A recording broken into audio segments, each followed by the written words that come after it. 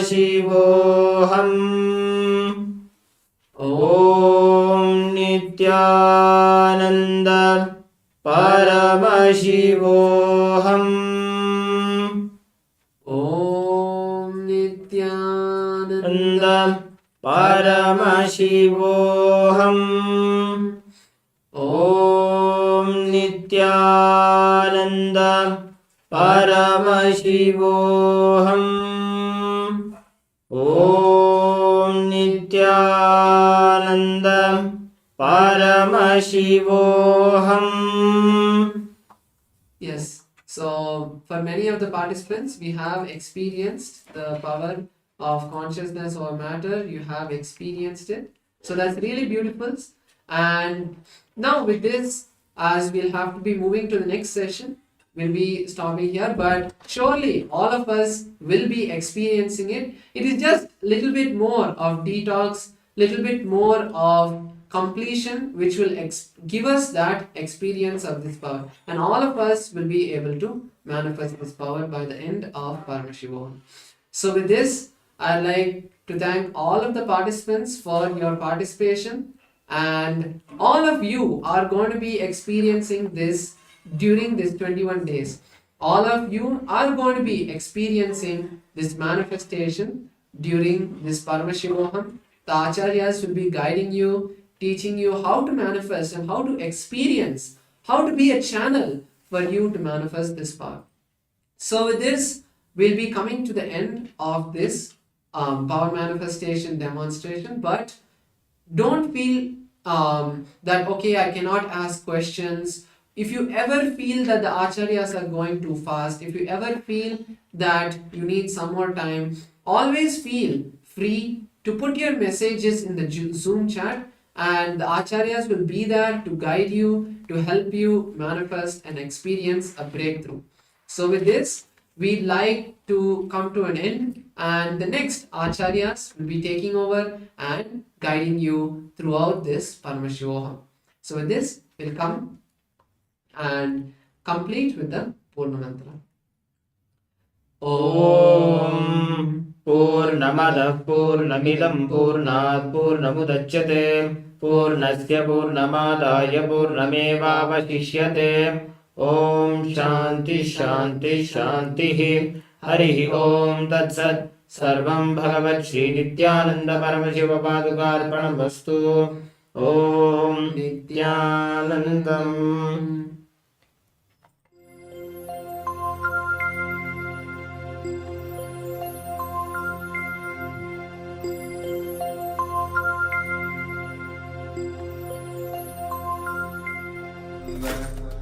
Paramashivoham. Om Nityananda Paramashivoham. Om Nityananda Paramashivoham.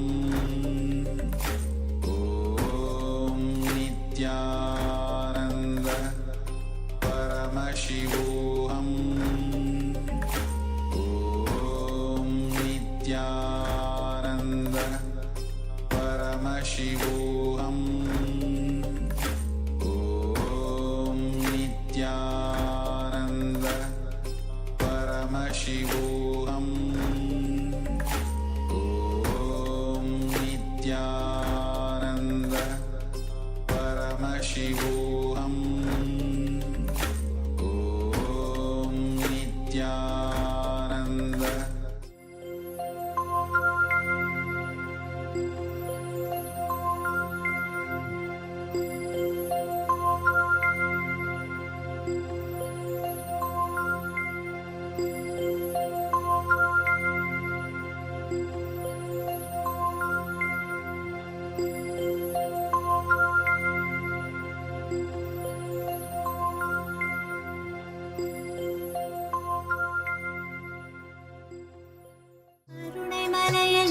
கடவுள் அவதரித்தது, கருணை மிகுந்த அன்னை என்னும் வரமளித்தது. கருணை மலையில் அழகு கடவுள் அவதரித்தது, கருணை மிகுந்த அன்னை என்னும் வரமளித்தது. வரமளித்தது. பரமஞான ஒளியில் குழந்தை ஜொலி ஜொலித்தது. பரமஹம்ச நித்யன் என்னும் பெயரும் பெற்றது. பரமஞான ஒளியில் குழந்தை ஜொலி ஜொலித்தது. பரமஹம்ச நித்யன் என்னும் பெயரும் பெற்றது. கருணை மலையில் அழகு கடவுள் அவதரித்தது. கருணை மலையில் அழகு கடவுள் அவதரித்தது.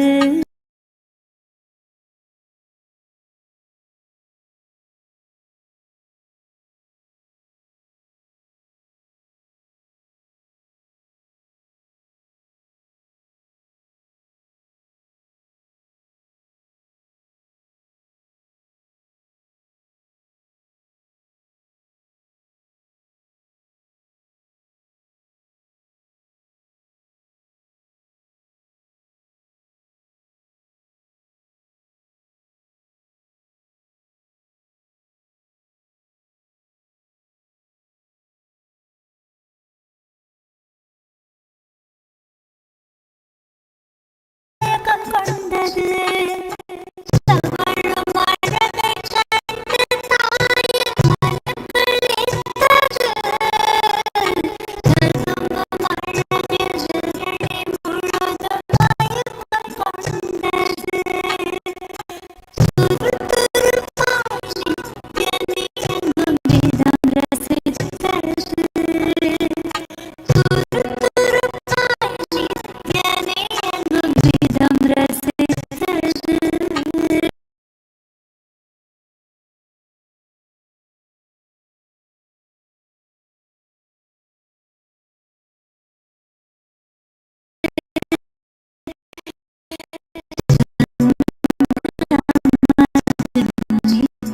தெய்வம் என்றுணர்ந்து என் தெய்வம் என்றுணர்ந்து. கருணை மலையில் அழகு கடவுள் அவதரித்தது. கருணை மலையில் அழகு கடவுள் அவதரித்தது. கடவுள் அவதரித்தது.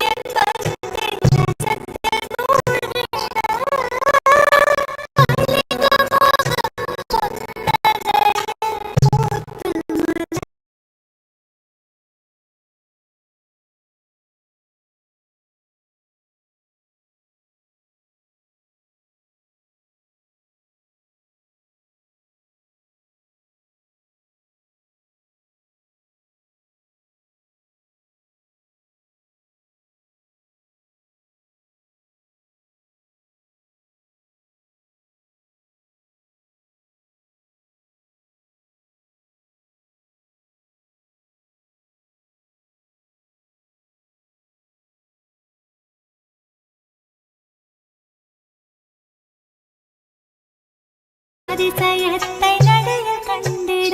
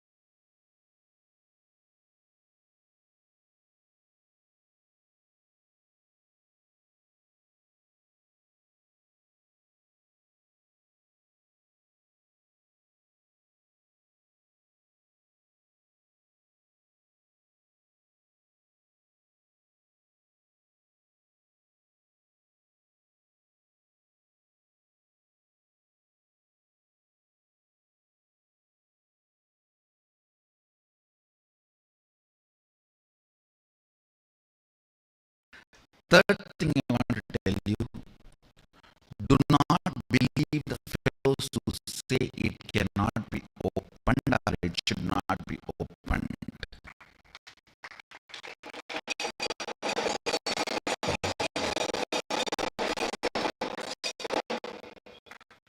I tell you, it is necessary. Second, it is possible. Third, the science is available.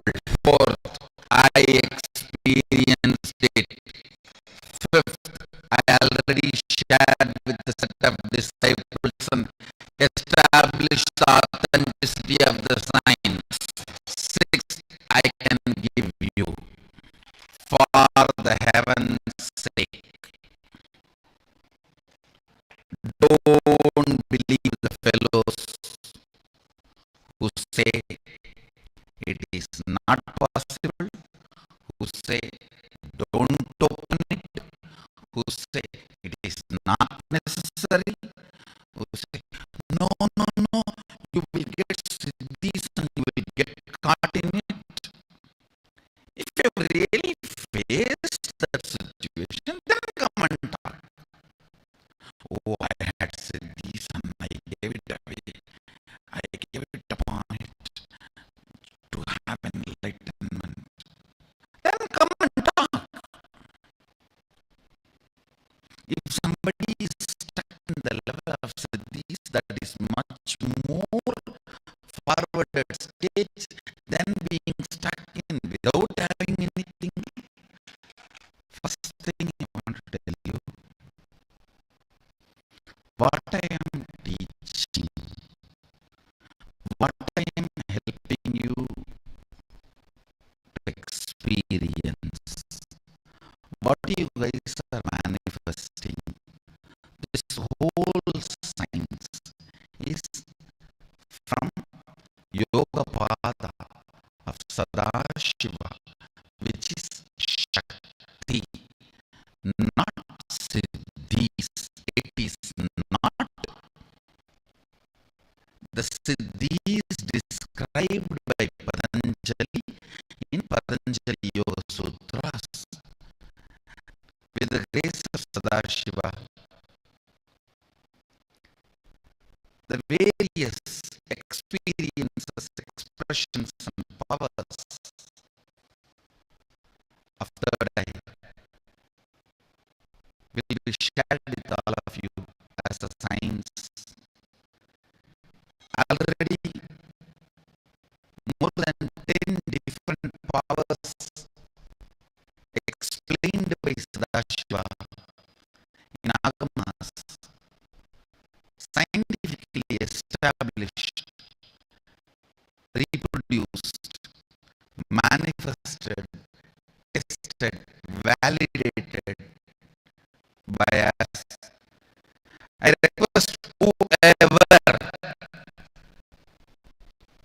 wants to experience, express, manifest powers of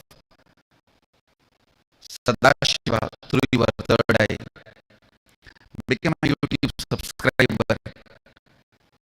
Every day, learn the secrets of third eye, making you experience. Listen.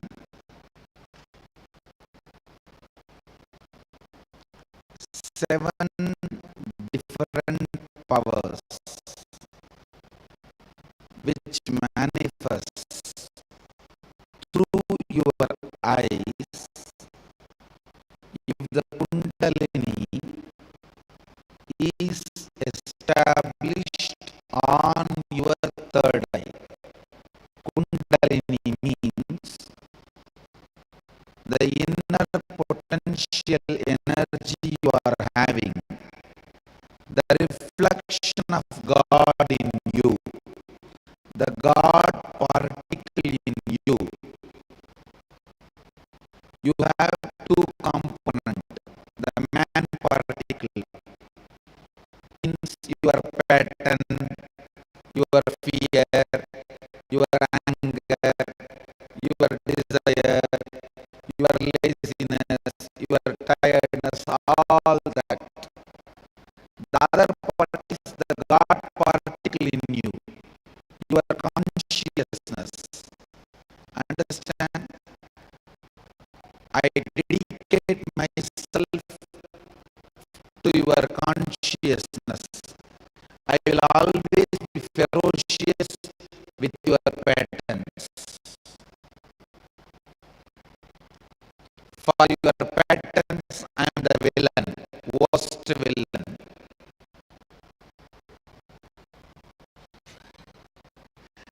For your consciousness, I am not only the friend, I am you. You are me. So understand, whenever you feel you melt, your eyes pour, you feel my life is fulfilled, complete. You are experiencing the real you, which is me. The God particle in you. Whenever you feel I am a villain, I came just 1 minute late, he shut the door. What kind of a Swami is? He should have more patience. Understand, I am a worst villain for your patterns and best soulmate for your soul.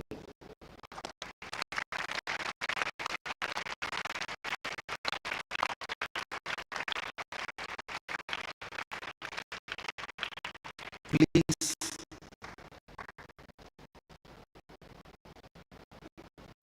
understand the whole truth so you can easily experience the soul, God particle, Kundalini. All these are different words for the same you, the reflection of God in you. That is what I call God particle. That is what is Kundalini. That is what is soul. That is what is consciousness. When that Kundalini is raised in your body, activated, brought not only to third eye, there are 3 points. See here, these 2 points and the exact spot where my kumkum starts. This 3 point is called intra-organ of the eyes. Listen. In Sanskrit we call it Indriya. Eyes themselves are not Indriya. Eyes are different. Chakshu is different. Chakshu means the power which sees through the eyes. So these 2 points and this point where Kumkum is starting, when the Kundalini is brought and kept in this third eye point and connected to all the 3. See now, yesterday when I initiated you, I brought the Kundalini to the third eye.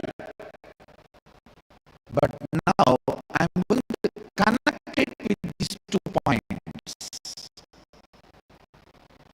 So when this circuit is opened up, 7 different powers start expressing in you. 1. Ability to see through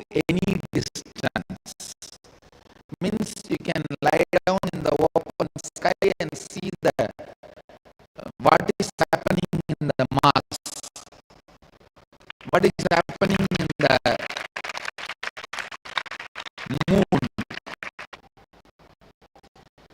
ability to see any distance.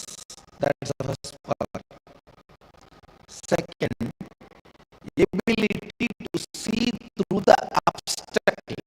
Means there's a wall, you can see what is behind the wall.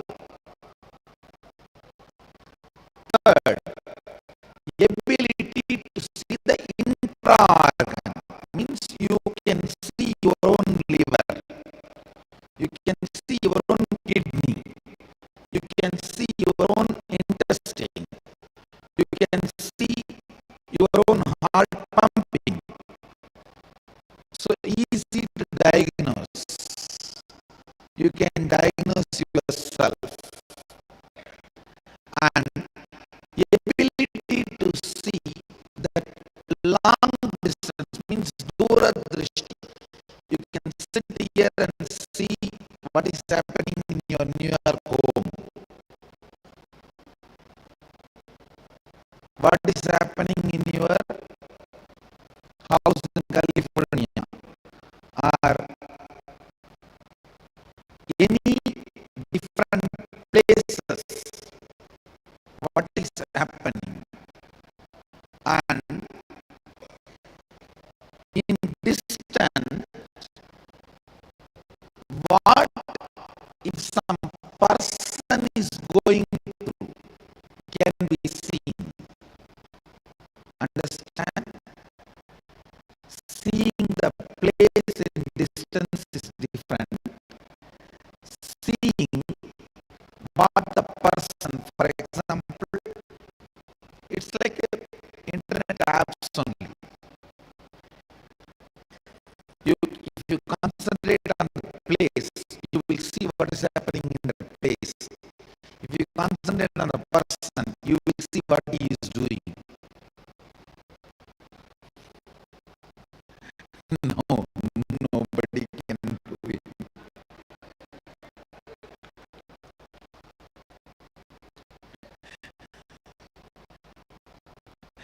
I think I am creating a lot of solutions and a lot of problems for a lot of people.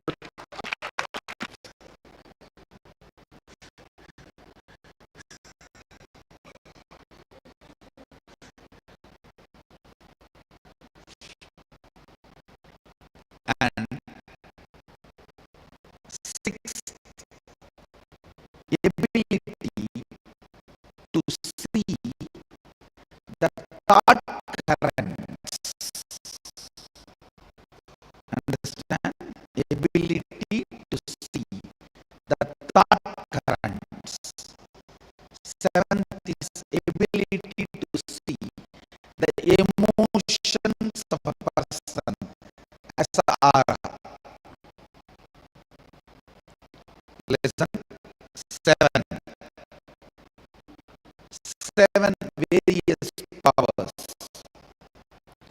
Ability to see distance, like seeing the stars. Ability to see through the obstacle, it's like seeing what is on the other side of the wall. Ability to see the intra-organs, what is happening inside you. Ability to see a different place by concentrating on the place. Ability to see a different person by concentrating on that person.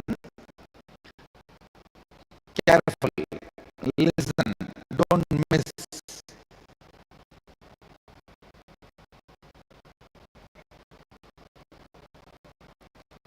Ability to see thought current of a person.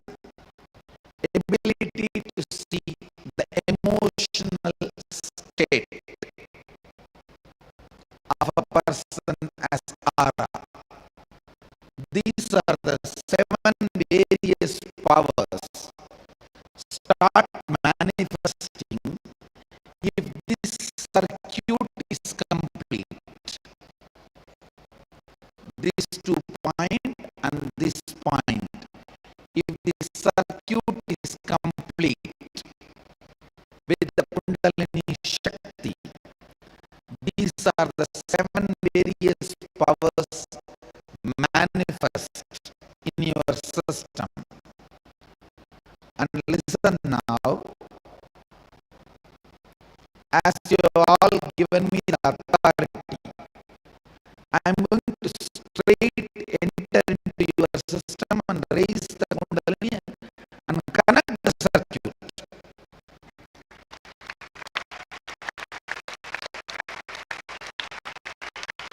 You need to know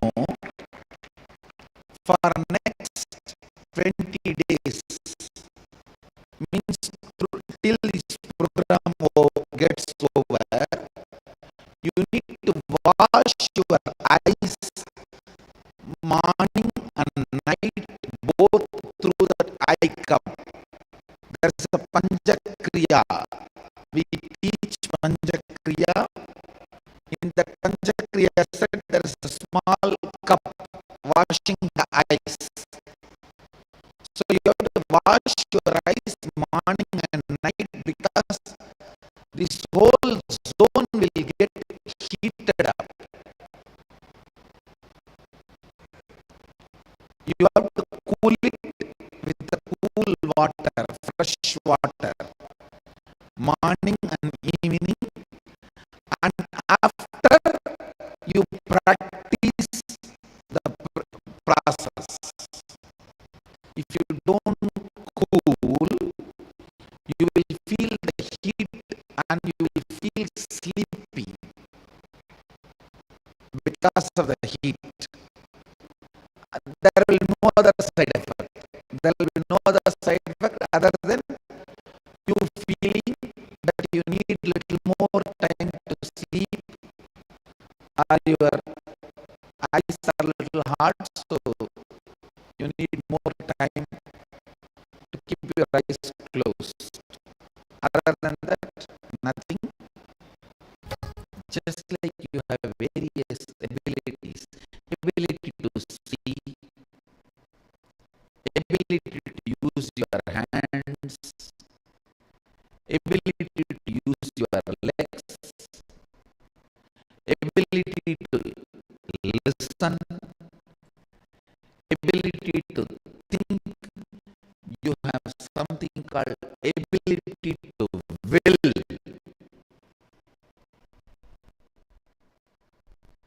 The ability to will integrates all your abilities.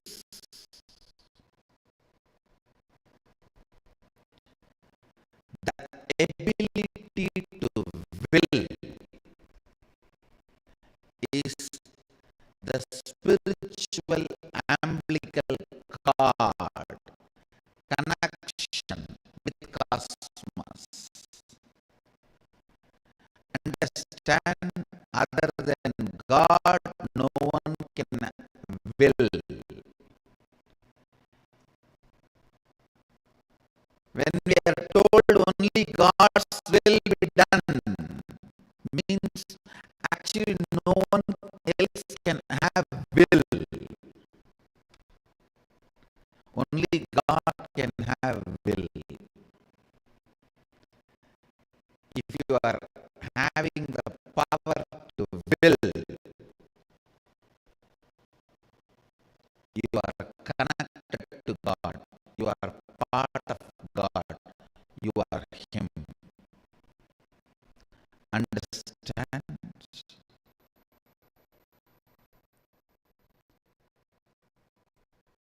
Power to will is umbilical cord connection with God. Our umbilical cord connection with God is our power to will.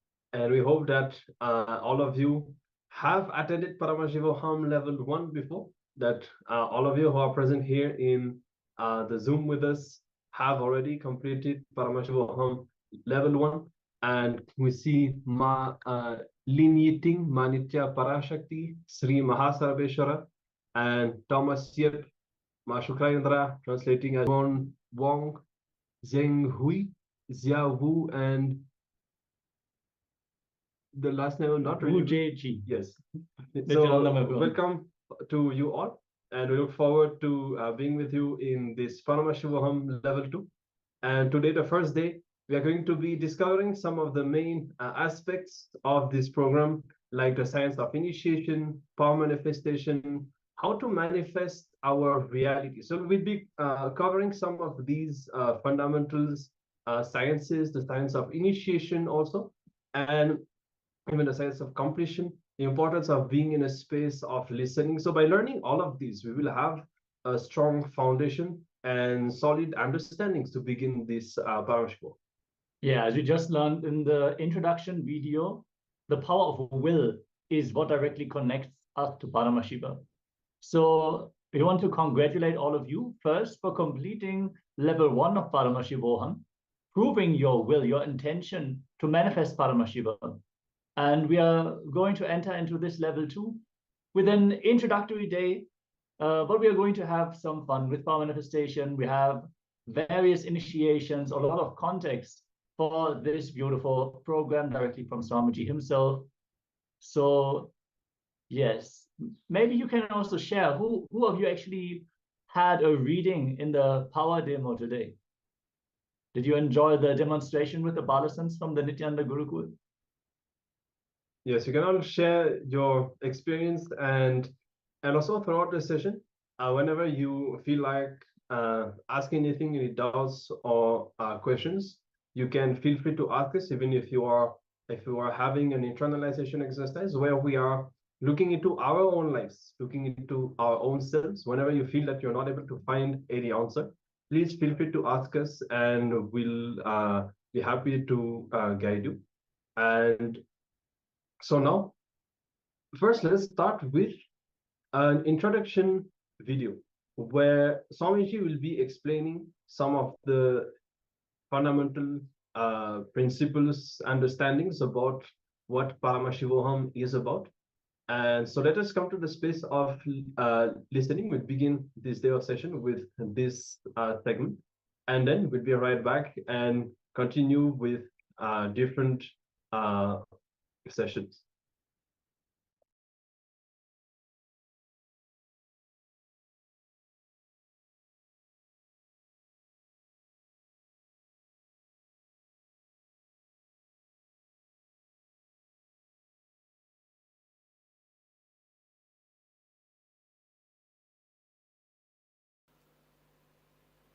This whole program is a powerful process to awaken your inner being,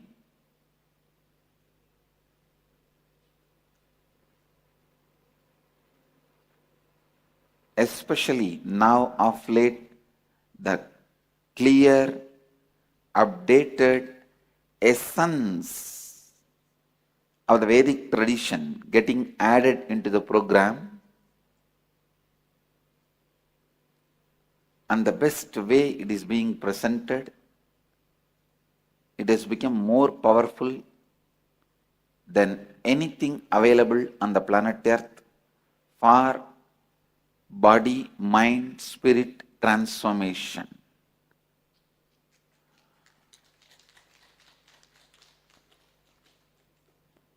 I am not promoting this program because I am taking, I'll tell you directly, I am telling you,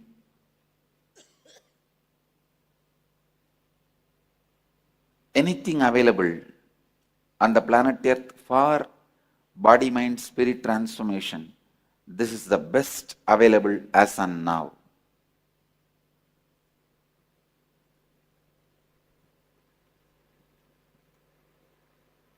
These are the words I am straight away giving from my heart, from my integrity and authenticity. They are not commercials. These words are not advertisements or commercials about the program. Now I don't need to give you the commercial. You are already here now. You understand? You are already here. I don't need to run commercial for you. If somebody who is not here, for them I need to run commercial. You are already here. I don't need to run a commercial for you. I'm introducing. Please understand, I am not running a commercial, I am introducing. All I want you to do is come to the space of listening. Please come to the space of listening.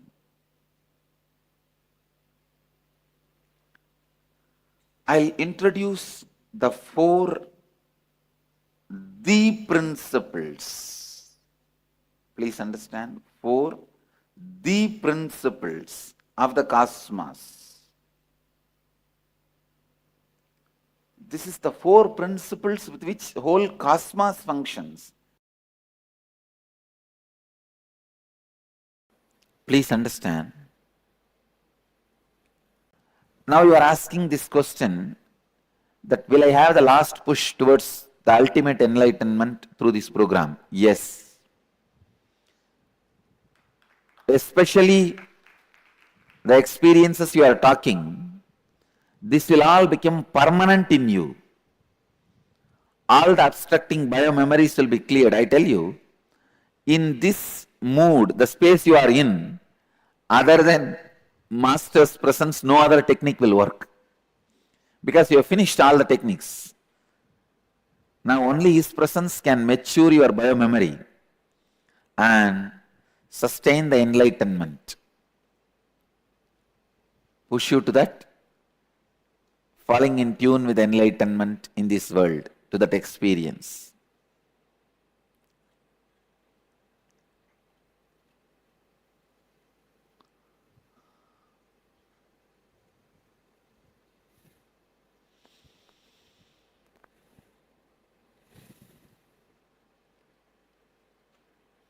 Especially after having certain spiritual experiences, glimpses of enlightenment, not getting that experience eternally, ultimately, strongly, is almost like a torture, suffering, suffocation.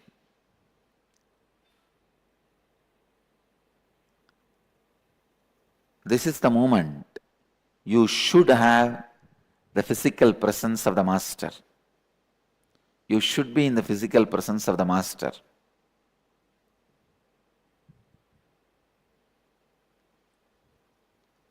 I tell you, IA will take you beyond all the obstructive bio-memories and sustain you in the enlightenment.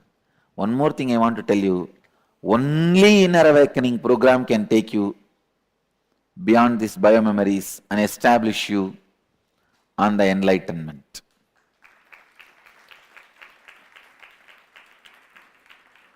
No other technique, no other process can take you to that state. In the planet Earth, no other process is available as on now to establish yourself in that state other than Inner Awakening.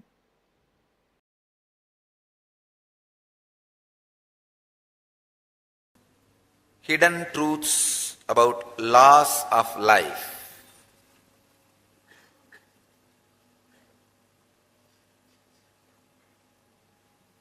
If you don't understand laws of life, you will have loss of life. If you understand laws of life, naturally, life will not be lost to you. Sometimes life itself becomes a big loss when you don't understand the laws of life. Not only losing life, even living becomes a big loss. Understand? Losing life is something like a death or paralyzed. But you are living, but it's a big loss to your consciousness, means depressed, going in the wrong direction, without awareness. Then it's you are living, but the whole thing is loss. Life is a loss.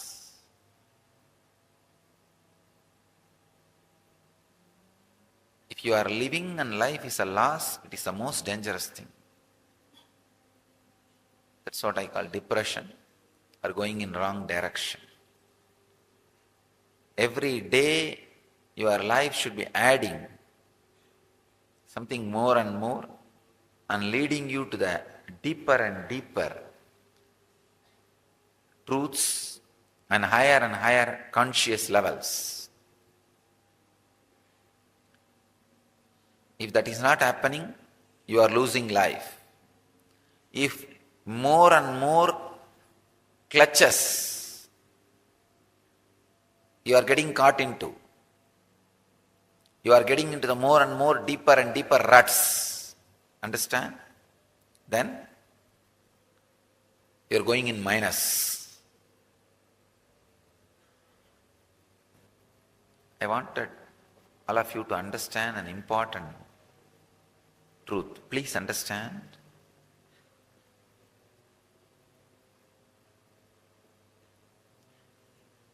Law and the force which makes the whole thing to flow in law are one and the same.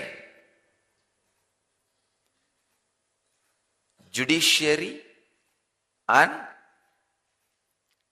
execution and law enforcement, everything is one and the same in cosmos. When all these things become separate, that is where the corruption comes. That is why all country laws suffer. Cosmic law never suffers and it never creates suffering. I was doing some research 2-3 days before. Came upon with an important, very beautiful research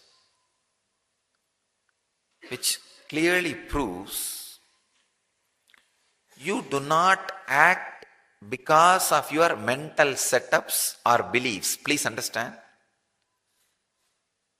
Very clearly they are proving with tons and tons of evidence. You do not act in certain way just because of your mental setup or habit or even your beliefs. They say you just do not know why you act that way. Just micro milliseconds before the action, the decision is taken and it is executed. After that you go on sitting and doing postmortem. Otherwise, the decision to act and act, please understand, decision to act and acting, action, both simultaneously just happens in your system without any logical background, without any logical understanding, without any logic behind it.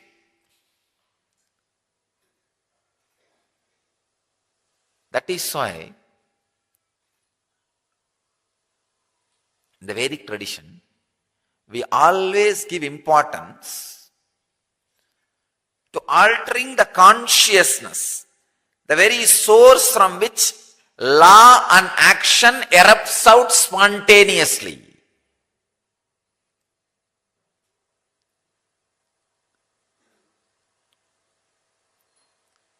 If you believe only in action, means the body, there is nothing beyond body, you go on trying to alter your actions and end in deepest failure and depression.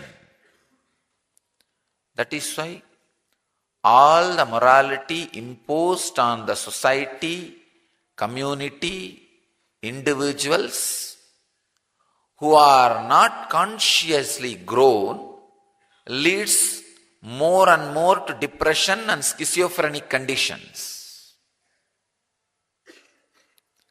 First thing we need to do is conscious awakening. Pratyagatma Chaitanya Jagrata. The individual inner awakening has to happen. Then simply the decision maker and executor will be in a pure consciousness. The person who is making decision in you and acting in you will be in pure consciousness. No danger from your actions can come to you or to others. First question, Swamiji, can you correlate what happens in inner awakening with relation to entanglement, entrainment and enlightenment? The moment you think you want to attend the inner awakening, entanglement starts, because immediately the connection. After that, making it into reality is my responsibility. Understand? In Tamil there is a beautiful song. One of the great devotee of Shiva sings, Avanarulale avantal vanangi. Only by his grace you can even remember him. Unless you have his grace, you can't even remember him, connect with him. So the moment you decide you want to attend inner awakening, be very clear, already my blessings are there on you. Unless my blessings are there on you, you can't even think you want to do inner awakening. You can't even remember you want to do inner awakening.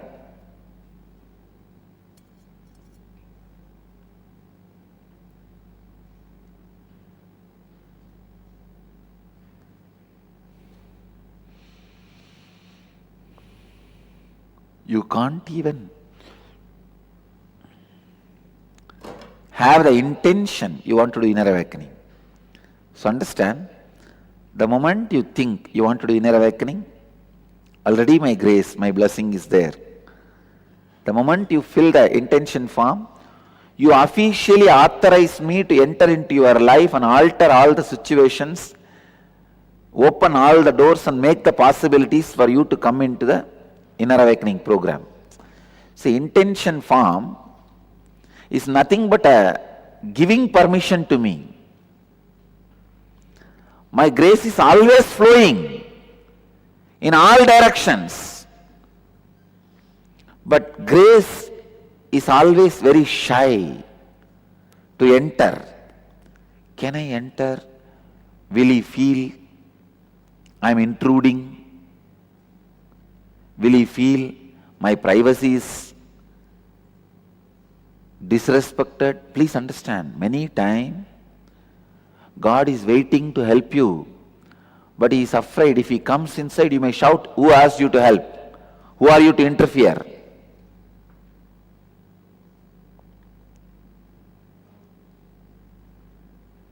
He is afraid because many times you have said this. When God stretches his hand, you say, I may die, but I will not take your help.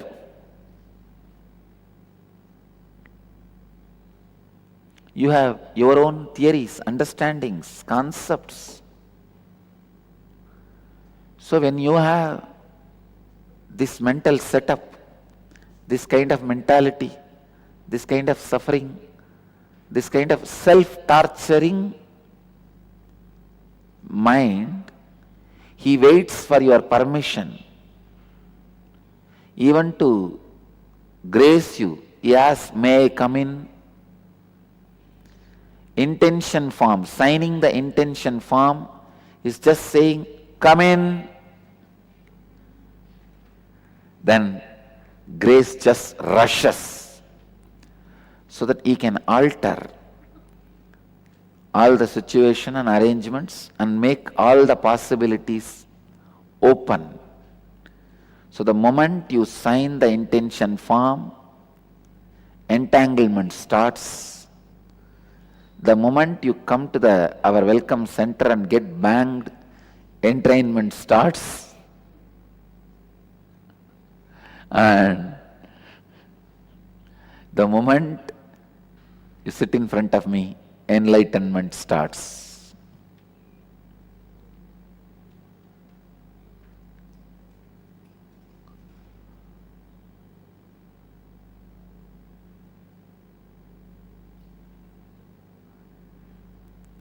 One of the greatest speciality of Kailash is welcoming mood. Please understand, Kailash has no security.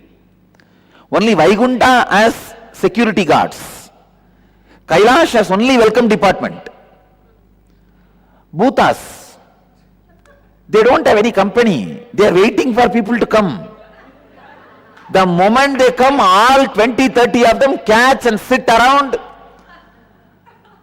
and whatever little food they have in their teeth, they take it out and feed.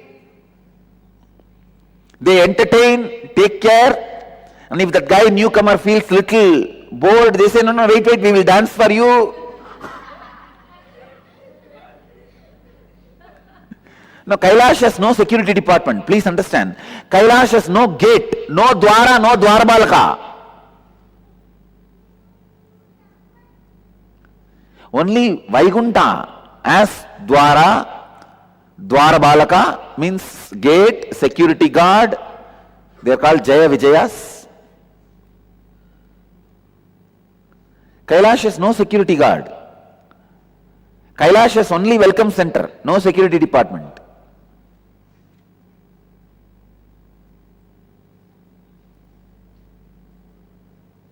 It's only complete welcoming mood. Who goes there?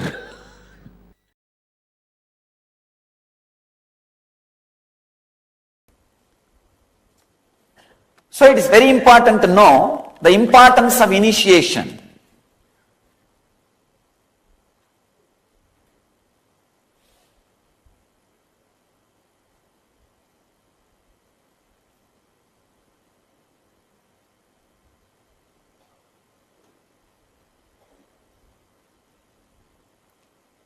If you sit and listen to the truth from an ordinary man who has intellectually memorized it, it is called learning, teaching and learning. If you sit and listen to a man who himself is practicing those truths, he is called Acharya, you are called Sishya. If you sit and listen to those truths, who has experienced it, he is called Guru, you are a Sishya.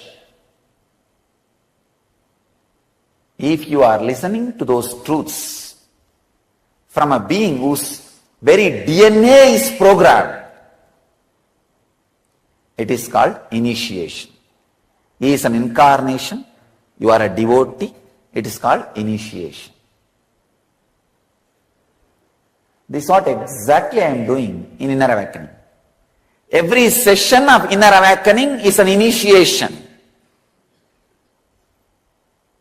Awakening of one DNA.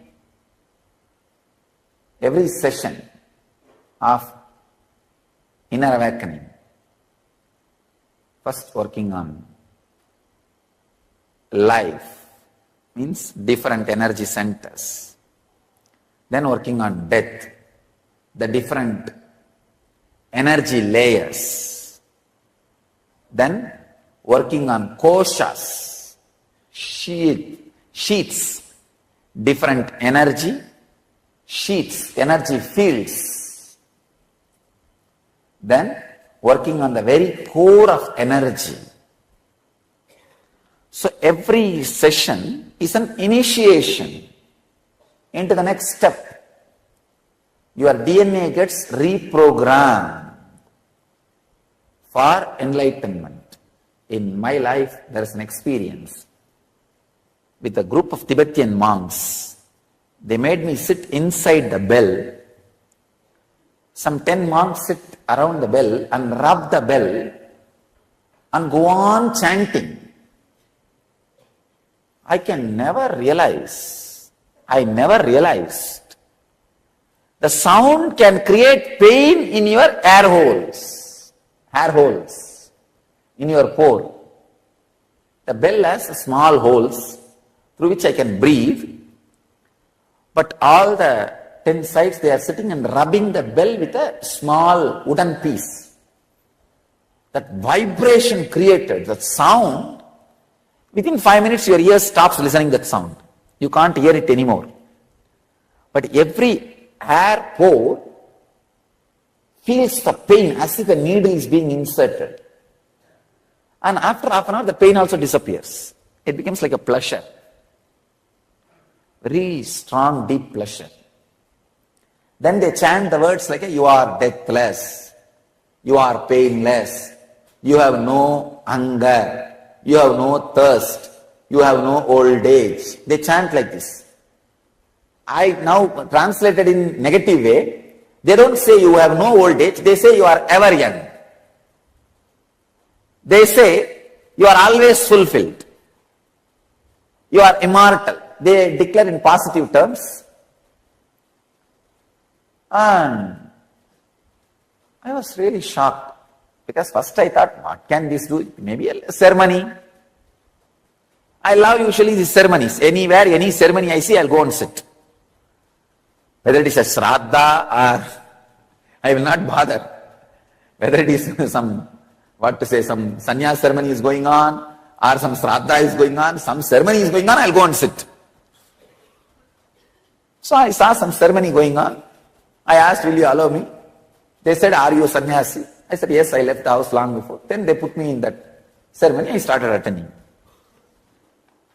Then I realized, now I can realize completely, the frequencies and language can reprogram your DNA. I can tell you, still I do not have anything called pain in my body. If you have seen me 10 days before, in Himalayas, 10-15 days before, there was a big wound, at least 4 to 5 inch wound, long, maybe quarter inch depth. There was a bleeding and big wound. It took 5 days for me to realize there was a wound.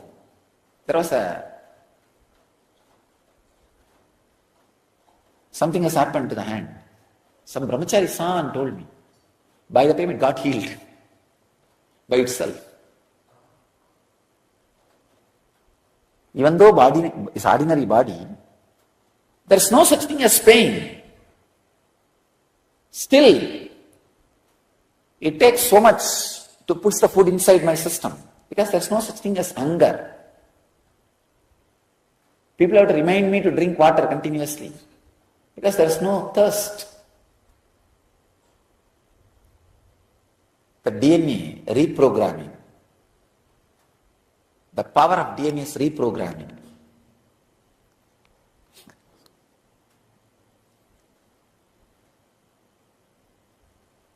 So your DNA can be reprogrammed by the right words, right chantings, right initiation from the incarnation whose DNA is completely reprogrammed. That is why the words heard from the Master spreads inside you like a fire and makes you experience.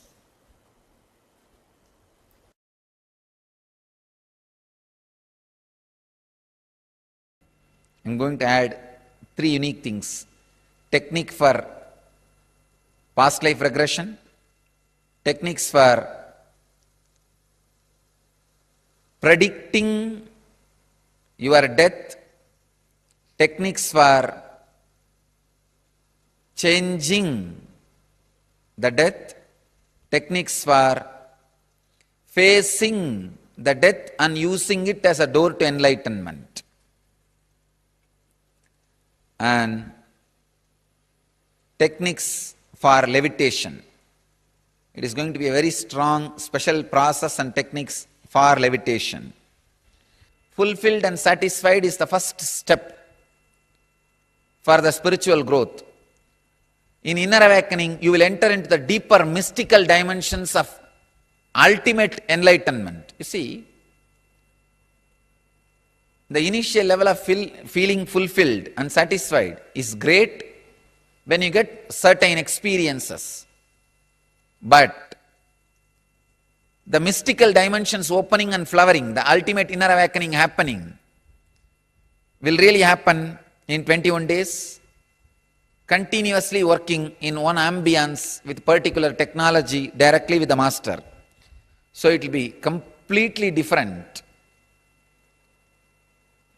Patanjali Yoga Sutras and Brahma Sutras are like going to resort morning and evening, having a cup of coffee and coming back to the house and work.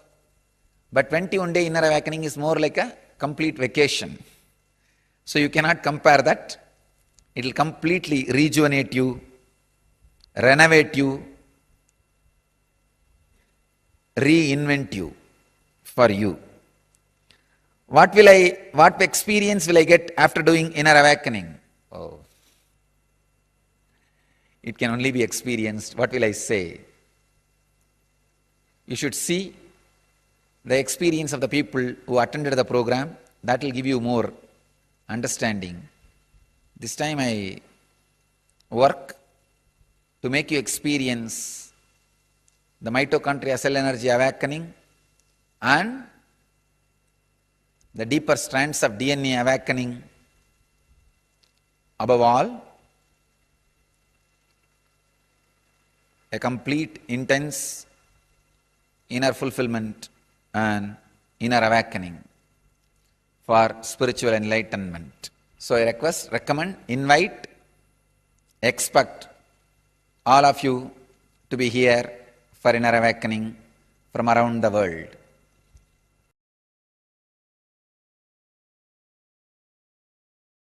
Guru is a person who designs and develops a technology which can take you from where you are to where you should be.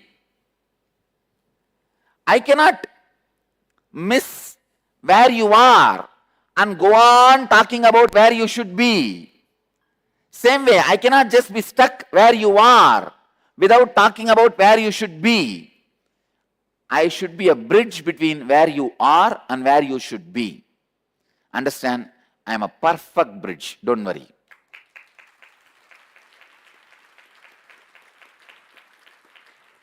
Even if you think I am the last man on the planet Earth, may get enlightened if at all.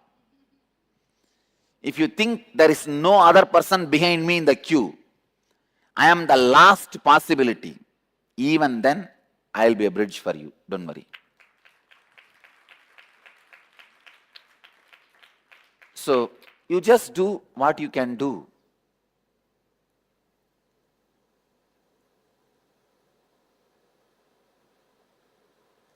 There are many things I have designed which you can directly do. I am asking you, hold both the nostrils, just remember this thought. Those things, many things you will be able to do. Do all that. From there, I will take your mind to the subtle and subtle and subtle zones and lead you to where you should be. So don't worry. I have perfect technology, perfect method, perfect system. So just do whatever you can authentically. That's the main thing. Authentically. You just be authentic towards yourself. That's enough. Nothing else is required. Everything else is my responsibility. Everything else is my job. So, you are saying, please help me, Swamiji. I want to get 100% benefit from IA. Understand, IA is not dangling carrot. Banana pushed inside your throat. IA is not a dangling carrot. banana pushed inside your throat. So don't worry at all. I'll take care. If it is a dangling carrot only, you need to put any effort. No. I ensure you open your mouth. I ensure the banana goes inside. Even if I suspect you may vomit or spit, I use the crowbar to push it inside and make you digest. So don't worry. IA is not dangling carrot. It is banana pushed inside your throat. You don't need to worry at all. That is why all the scientific researches we have done on inner awakening, all the results are always for 100% participants. Please understand, on inner awakening you have done two types of researches. One, the individual person filling the questionnaire, like how you feel now, your depression, how you feel your low mood, how you feel your decision making capacity. Wherever they need to fill the form, only in those researches, those averages, we get some variation. Some people sign yes, some people say okay, some people say no, all this. But wherever the scientific facts are concerned, like a mitochondria cell energy or the DNA layers or the weight reduction, where the machines are measuring facts, it is all the benefits I am saying is always for 100% participants, never 99.9%. Understand? There is not a single participant who went out without awakening of the mitochondria cell energy and DNA layer. When I say 1000%, that is the lowest even for the last participant. Average goes to 1300%. That's one thing. Lowest itself is 1000%. So understand, IA is not dangling carrot. It is banana pushed inside your throat.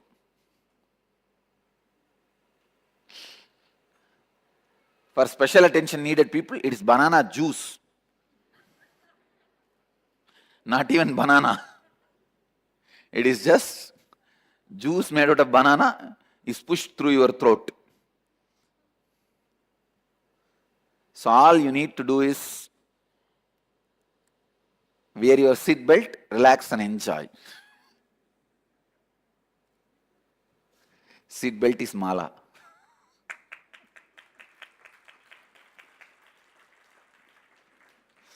It never miss a chance to look into my eyes when you come so close, because my eyes are the window to cosmos. Understand? When you look deeply inside, you can see what is inside. It's a vast abyss of consciousness. So don't miss falling into it. You will never die. Only when something stops, you will die. If you are just falling, it is nothing but floating. Understand? Only stopping hurts, never falling hurts. So vast abyss of consciousness. Master's eyes are window to the consciousness, window to the cosmos. Never miss a chance to look into it, even though it's a little difficult. Understand? First, Shraddha Vivecha. Being possessed by authenticity and honesty. Throughout this program, be possessed by authenticity and honesty. You will see it becomes your reality, your life. You are out of all the sufferings and you are in highest possible consciousness. Second word, Anandam Brahmeti Navyajanat. This is from Taittiriya Upanishad. Bliss is cosmos. Don't waste your life without enjoying it. Don't waste the bliss without living it. Bliss is your birthright. Don't waste it without living it. Third, it may not be directly from the Vedic Hindu scripture, but from the Vedic Hindu spirit, the essence of Vedic Hindu spirit. This time, because this scripture need to reach out to billions of people, it has happened in the language used by billions of people in English. The verse is be unclutched. Understand, one from Kathopanishad, one from Taittiriya Upanishad, one from Nityananda Upanishad.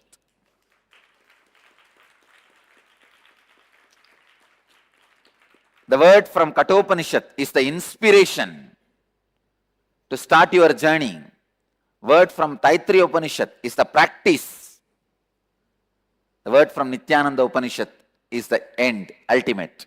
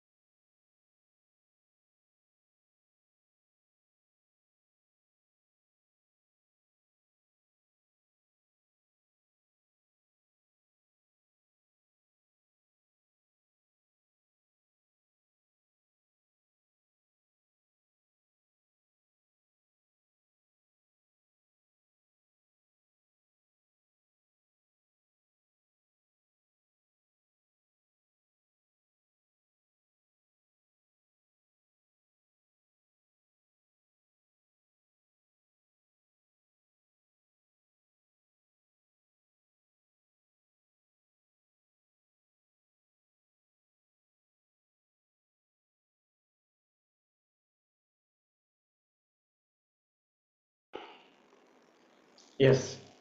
Nityanandam? Nityanandam. So right after we watch the video introducing Paramashivoham Level 2 to all of you, let us understand some of the scientific data. We're going to be presenting to you some of all of the science that is there that has been done in a research behind the Paramashivoham and participants of the previously name of the program, which is Inner Awakening.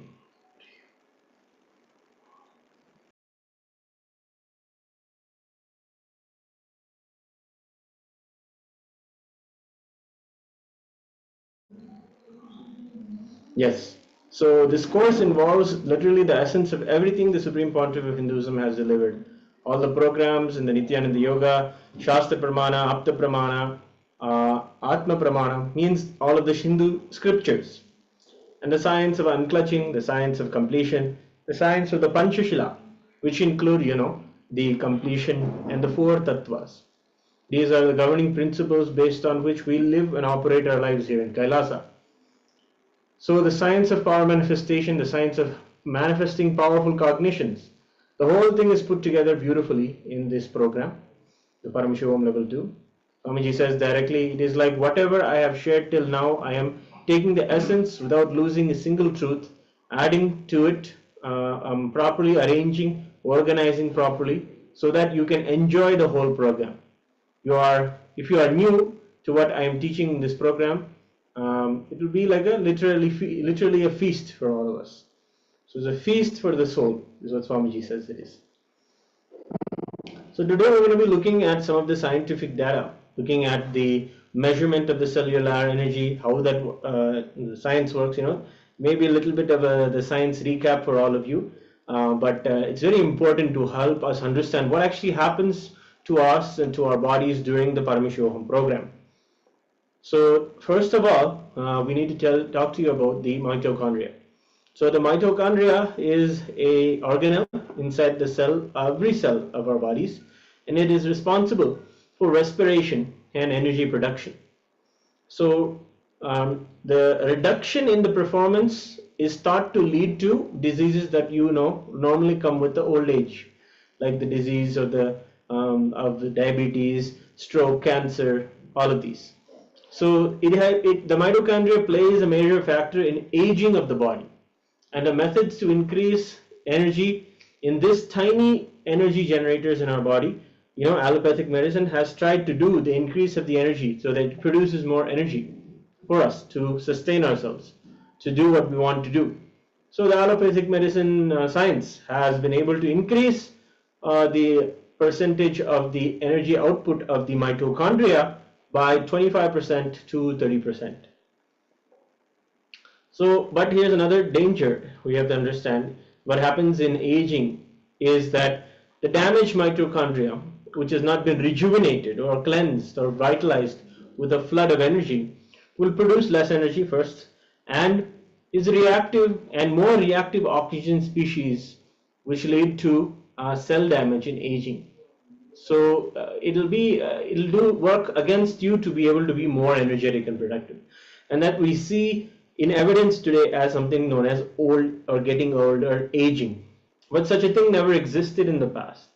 Thus, what we experience when we have the initiation of Swamiji is a highly energized and efficient mitochondria, and it is certainly likely to produce pure adenosine triphosphate, which is ATP, and least likely, to produce toxic free radicals. Means it'll not do damage to you, rather it will help you boost your energy more. Okay, and basically unrepaired mitochondrial DNA creates mitochondria that does aging, that creates itself as aging, that reflects in aging inside of us. So this is the key factors in anti-aging, to be able to have more ATP, to have more energy. So in the inner awakening programs, when we were doing the physical programs with Swamiji, the samples were taken. People were, the participants were randomized. They were given a double blindfolded experiment where 50 of them, those above the age of 50, their results of their experience and their body function was taken on day 0 and day 18 of the program. And there's also some control. Those were volunteers in the ashram. And they were also above the age of 50, and they were also in the double-blinded experiment. And all samples from day 0 were transported to a laboratory immediately, as well as on day 18. And the testing was done in a well-renowned college known as the University of Mangalore University. And all the data was handed over to an independent professional, the biostatistician, Dr. K.P. Suresh, scientist in biostatistics, the National Institute of Animal Nutrition, Bangalore, in India, Bharat. The results are staggering. Can you believe that when someone, they're asking for the captions on, sure, we'll help with that.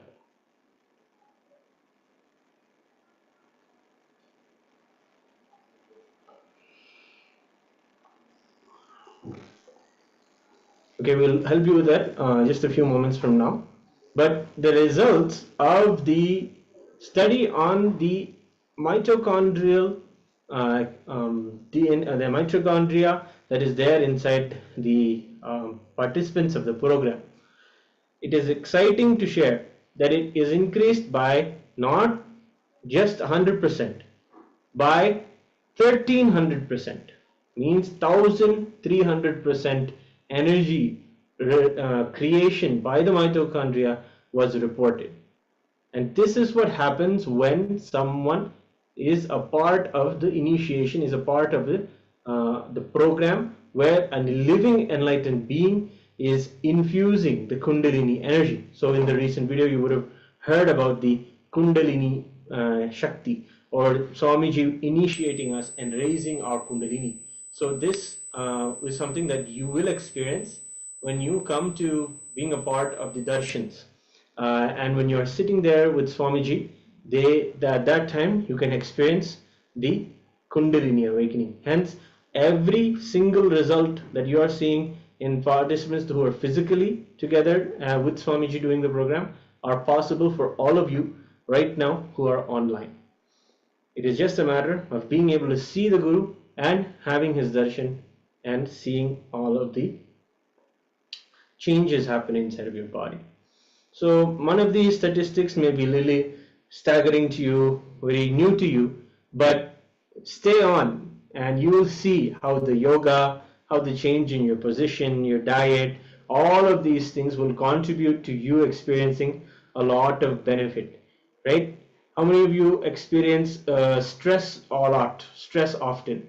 How many of you experience anger, frustrations? Yes? Are you all there listening? Yes. So if you ever experience these, these are the usual things that people would want to attend a meditation program for, or want to have a short break. But this program is not just about sitting and finding some temporary peace. It is about finding the source of the everlasting peace that is there within us, that Swamiji calls as the Kundalini awakening. So when Swamiji awakens the Kundalini, the energy inside of us, the non-mechanical parts of our brain, the parts of our brain that we don't use every day, but they are there and they function to help us to experience the higher truth. So those are experienced when the Kundalini is awakened. So the findings at the moment of initiation, when someone is sitting with Swamiji and having the initiation from him, right? You'll understand more about this significant one moment of the whole time. Actually, you will see the whole day's exercises and meditations, or everything that we go through culminates at that one time. And it's so beautiful and it's so relieving at that one moment when you're having Swamiji's darshan. And that's why we recommend that everyone don't miss the darshan with Swamiji. And what happens at the time of darshan? People in the program share always that they're able to have sharper focusing abilities. Just having the third eye itself will give you that much focus. They have higher alertness levels. They're able to pay attention to more things and therefore also enjoy more things. Because we overstress ourselves or focus on the negative, we never understand there's so much more that we can have and we can see the world with. So you'll have a higher alertness level. And then extremely rapid multi-processing. You're able to think multiple dimensionally. You're able to do things simultaneously because you have now that much more awareness. It's all just in that one moment of initiation that all of this becomes possible. Yes, on our own we can get there and we do the effort, we do the meditation, we do the completion sessions, but it is ultimately at that moment with Swamiji where everything is cleared off. Then you have the better short-term memory, you're able to recollect things better, And the post-activation assessment conclusively showed also that the participants had higher problem-solving abilities. Means you have not when you have a problem in front of you, rather than looking at the problem and getting stressed, you have now the resources inside of you to attend to it in a more effective way. So you have more effective decision making, and then you have enhanced interpersonal relationships. People are able to come together and see in this program how much they have been a load on another person in their lives, how much they have been holding on to incompletions unnecessarily about someone else. And in this way, when they're able to have that flood of awareness even in their relationship, the other person is able to have better listening to them.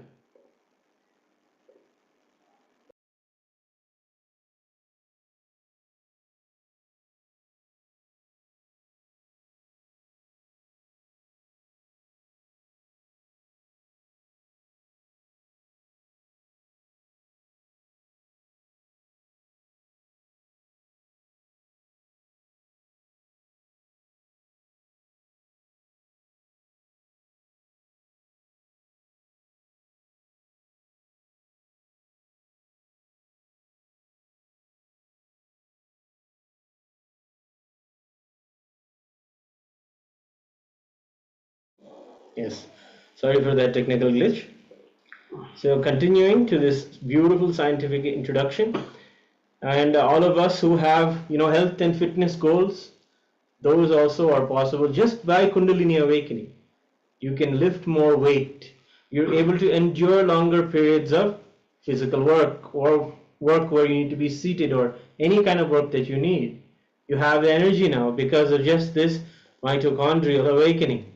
And then such laser sharp focus, your eyes will literally become new. The way you become new is that in your Kundalini in the higher elevated state, you should be able to put a thread through a needle effortlessly without having to focus your mind. That is actually even a test that we do, and that shows proof that even if you are not having an external experience of Kundalini awakening, some people may be moving themselves and feeling a physical Kundalini awakening. Others also feel a psychological awakening. That's absolutely fine, but that awakening is real also, and it can also lead to a lot of healing in the physical level. So there is a little bit more science, if you allow us, to on this first day, a recap of your science study. Human beings have about 25,000 genes, of which only 5% are actively expressed and functional.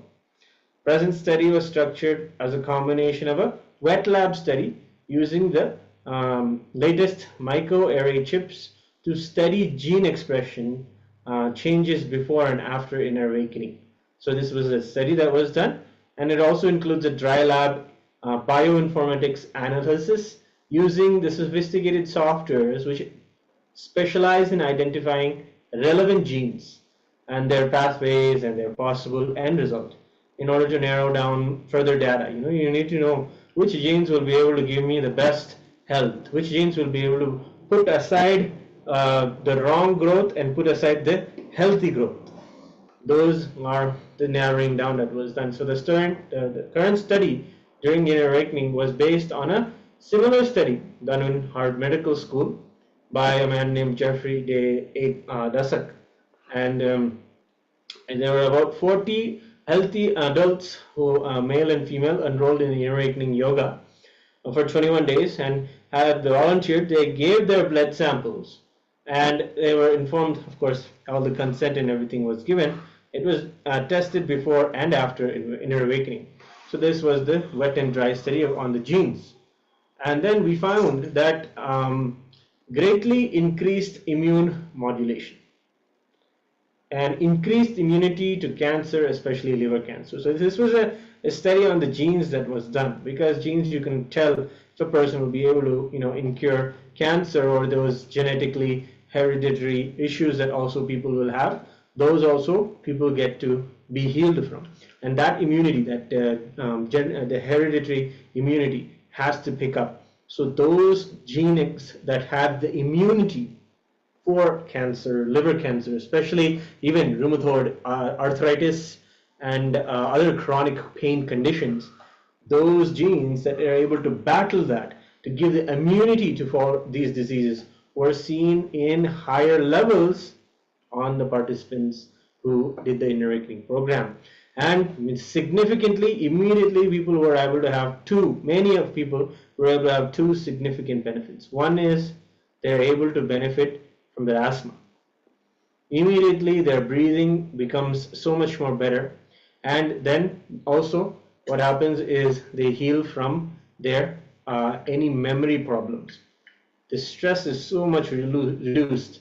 They're able to be in such a state of peace after the darshans and after the initiations from Swamiji that they have improvements in their memory.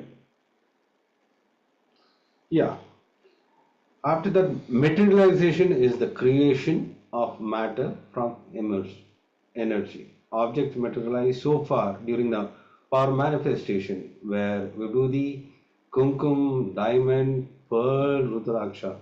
See, sincerely, when you start doing the power manifestation, you will see that the Kumkum, the sacred ash, everything will start manifesting. The only thing is required from your side is to attend this 21 days sincerely and the darshan of Swamiji every day. You will see things starts happening. Because once you start sincerely attending the program, you will see the changes. Otherwise, many of them tell, no, it didn't happen, because you didn't attend the sincerely 21 days, the power manifestation, a completion process. See, the everyday darshan will make all this exercise, what you go through the whole day, into reality. So we request all the participants to attend sincerely all the sessions. So we have a first question, Ma Lao Po Yu asking, is there Shiva Diksha today? Yes, there is Shiva Diksha today. What Shiva Diksha is, what that means, and how that is helpful for anyone who is doing the Paramashivoham program and wants to experience the Kundalini awakening. The best introduction to Kundalini awakening is actually in the Shiva Diksha itself. So it is actually a beautiful process where the Guru takes your consciousness, raises it, and helps you taste Paramashivatva. And in that taste of Paramashivatva, you'll have the Kundalini awakening. So yes, Shiva Diksha is there at the end of today's sessions. And yes, as Maharaj was sharing, materialization. Yes, what is materialization? It is a power that is possible to manifest. Means we will be able to create an object from thin air into your hand or into your mouth. These are possible, and they have happened before to so many people who have been able to raise their experience the Kundalini awakening, and also experience their bodies as a Divya Shariri, as a body literally of Swamiji. And in those beings, we were able to see that materialization happens in their hands, whereas the materialization also happens in the space of the participants, in your home itself, where Swamiji's picture is there, where Swamiji's padukas are there, his footwear, where we worship the Guru's footwear and the padukas. So wherever those things are there, people were able to see either the materialization or even the teleportation. So 3 different scientific tests were conducted on volunteers through Swamiji's blessings, and they were done actually during the time as Swamiji was initiating someone and assisting them in materializing objects. Yes, materializing objects. So there were 2 scientific tests. One was a whole body CT scan, and next was a simultaneous EEG of the Supreme Pontiff of Hinduism and a subject. So we were able to see that from nowhere inside the subject's mouth cavity, they materialized objects would show up. And this was just amazing for all of the doctors there who are seeing this happen right in front of their eyes. So what they did was the whole body CT scans were taken before and after Kundalini awakening. Clearly shows that suddenly an appearance of a a foreign body in the oral cavity on repeat scan without any delay or repositioning after the energy transfer from Swamiji. So it was there. It showed up and materialized inside the subject's very mouth. The QEEG recording of both Swamiji and the subject were done, and they showed entrainment, which means it's a synchronicity in the brain waves of both the individuals. Swamiji was not even there in the room. He was in a separate room, separate from the CT scan, and the subject was inside the CT scan, and Swamiji was initiating them. And as he was doing so, the brain frequency of both of them matched. It was the same brain waves.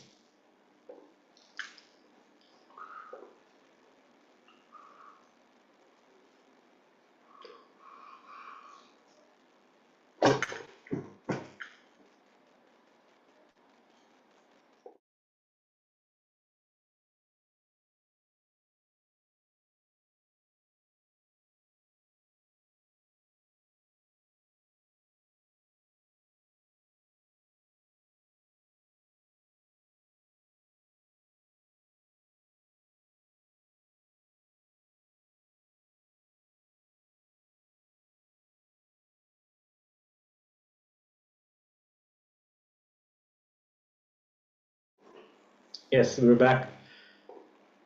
Yes, now a little bit more science things, and then we'll move into further introductions, exciting introductions that we have for you today.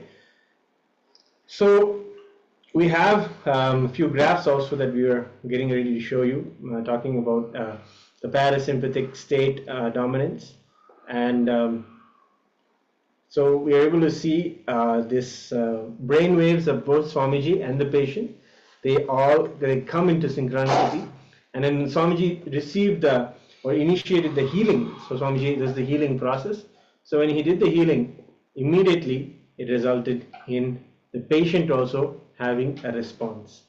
So this is what you will be experiencing, and the Kundalini awakening happens at the time of darshan.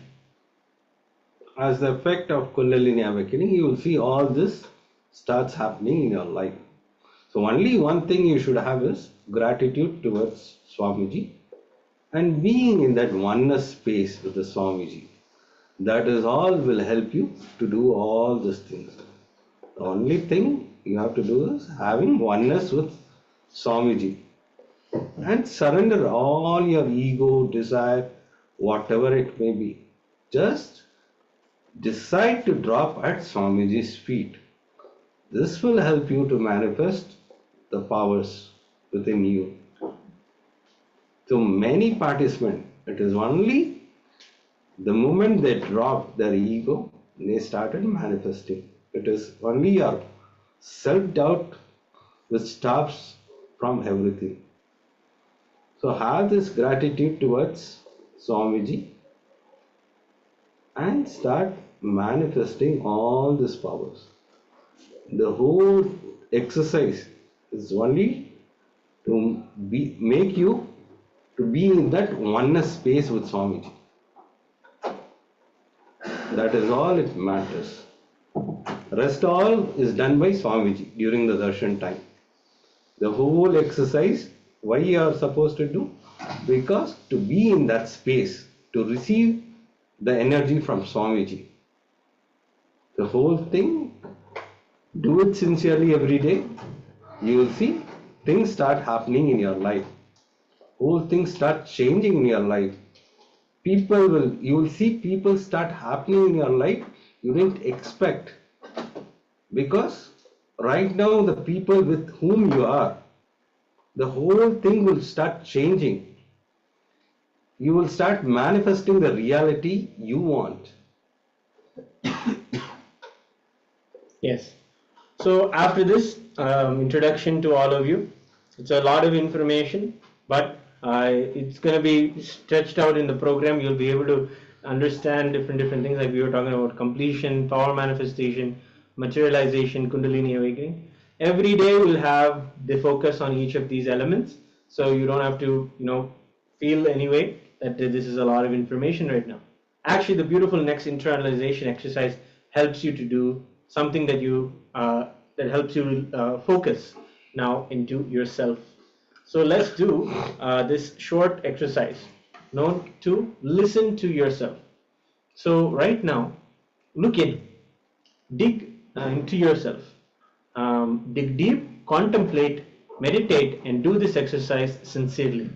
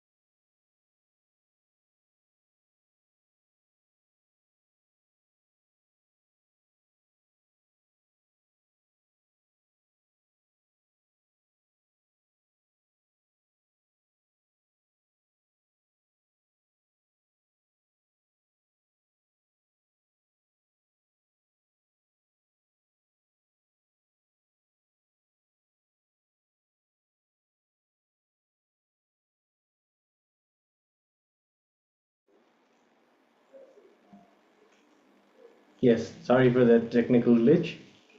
Yes, the internalization will give you the instructions now. So the exercise is listen to yourself.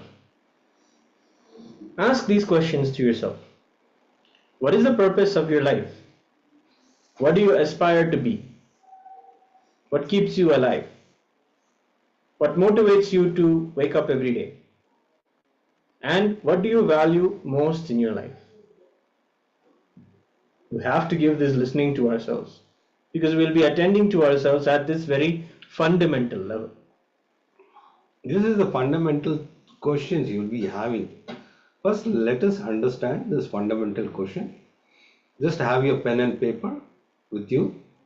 Always have a notebook and a pen along with you every day, because we'll be doing all this exercise every day. So we request all the participants have this blindfold. One is blindfold, one is notebook and a pen. So we'll start this exercise. These are the basic question which people start seeking in their life. So let us first understand the basic questions. Let us enter into this. basic thing, then we'll come up with other sessions. So let us understand its basic questions. Start penning down. What is the purpose of your life? What do you want to aspire?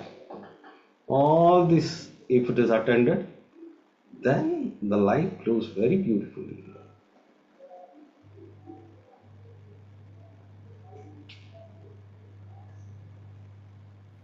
Let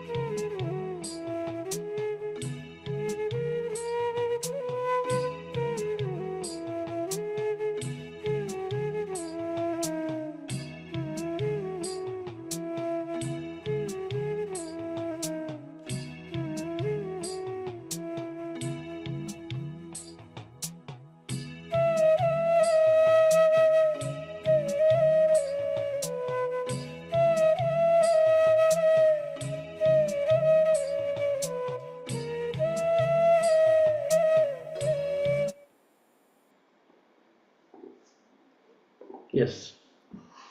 Now, some more exercises. Please settle back down. Next question is, what are you seeking from life? How do you plan to achieve what you aspire to?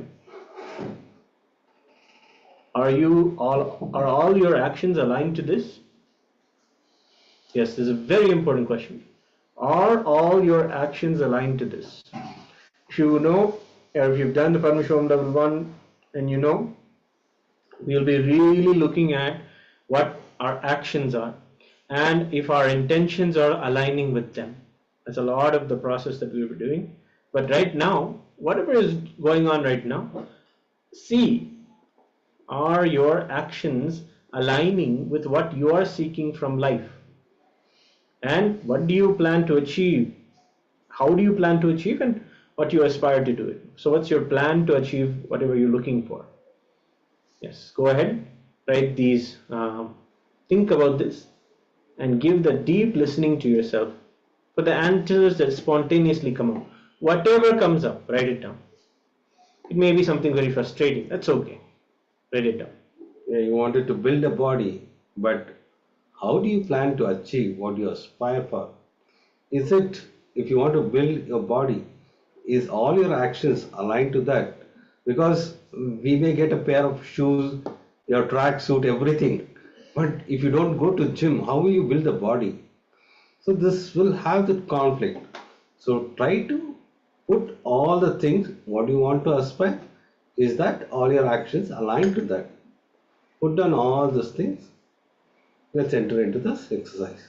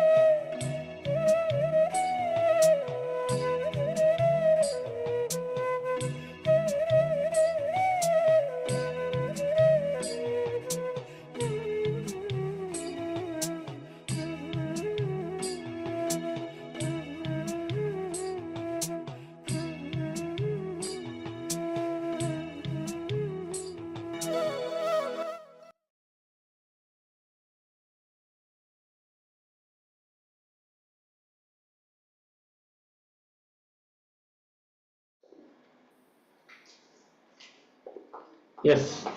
Finally, the third part of the exercise. What is your reason to attend this program?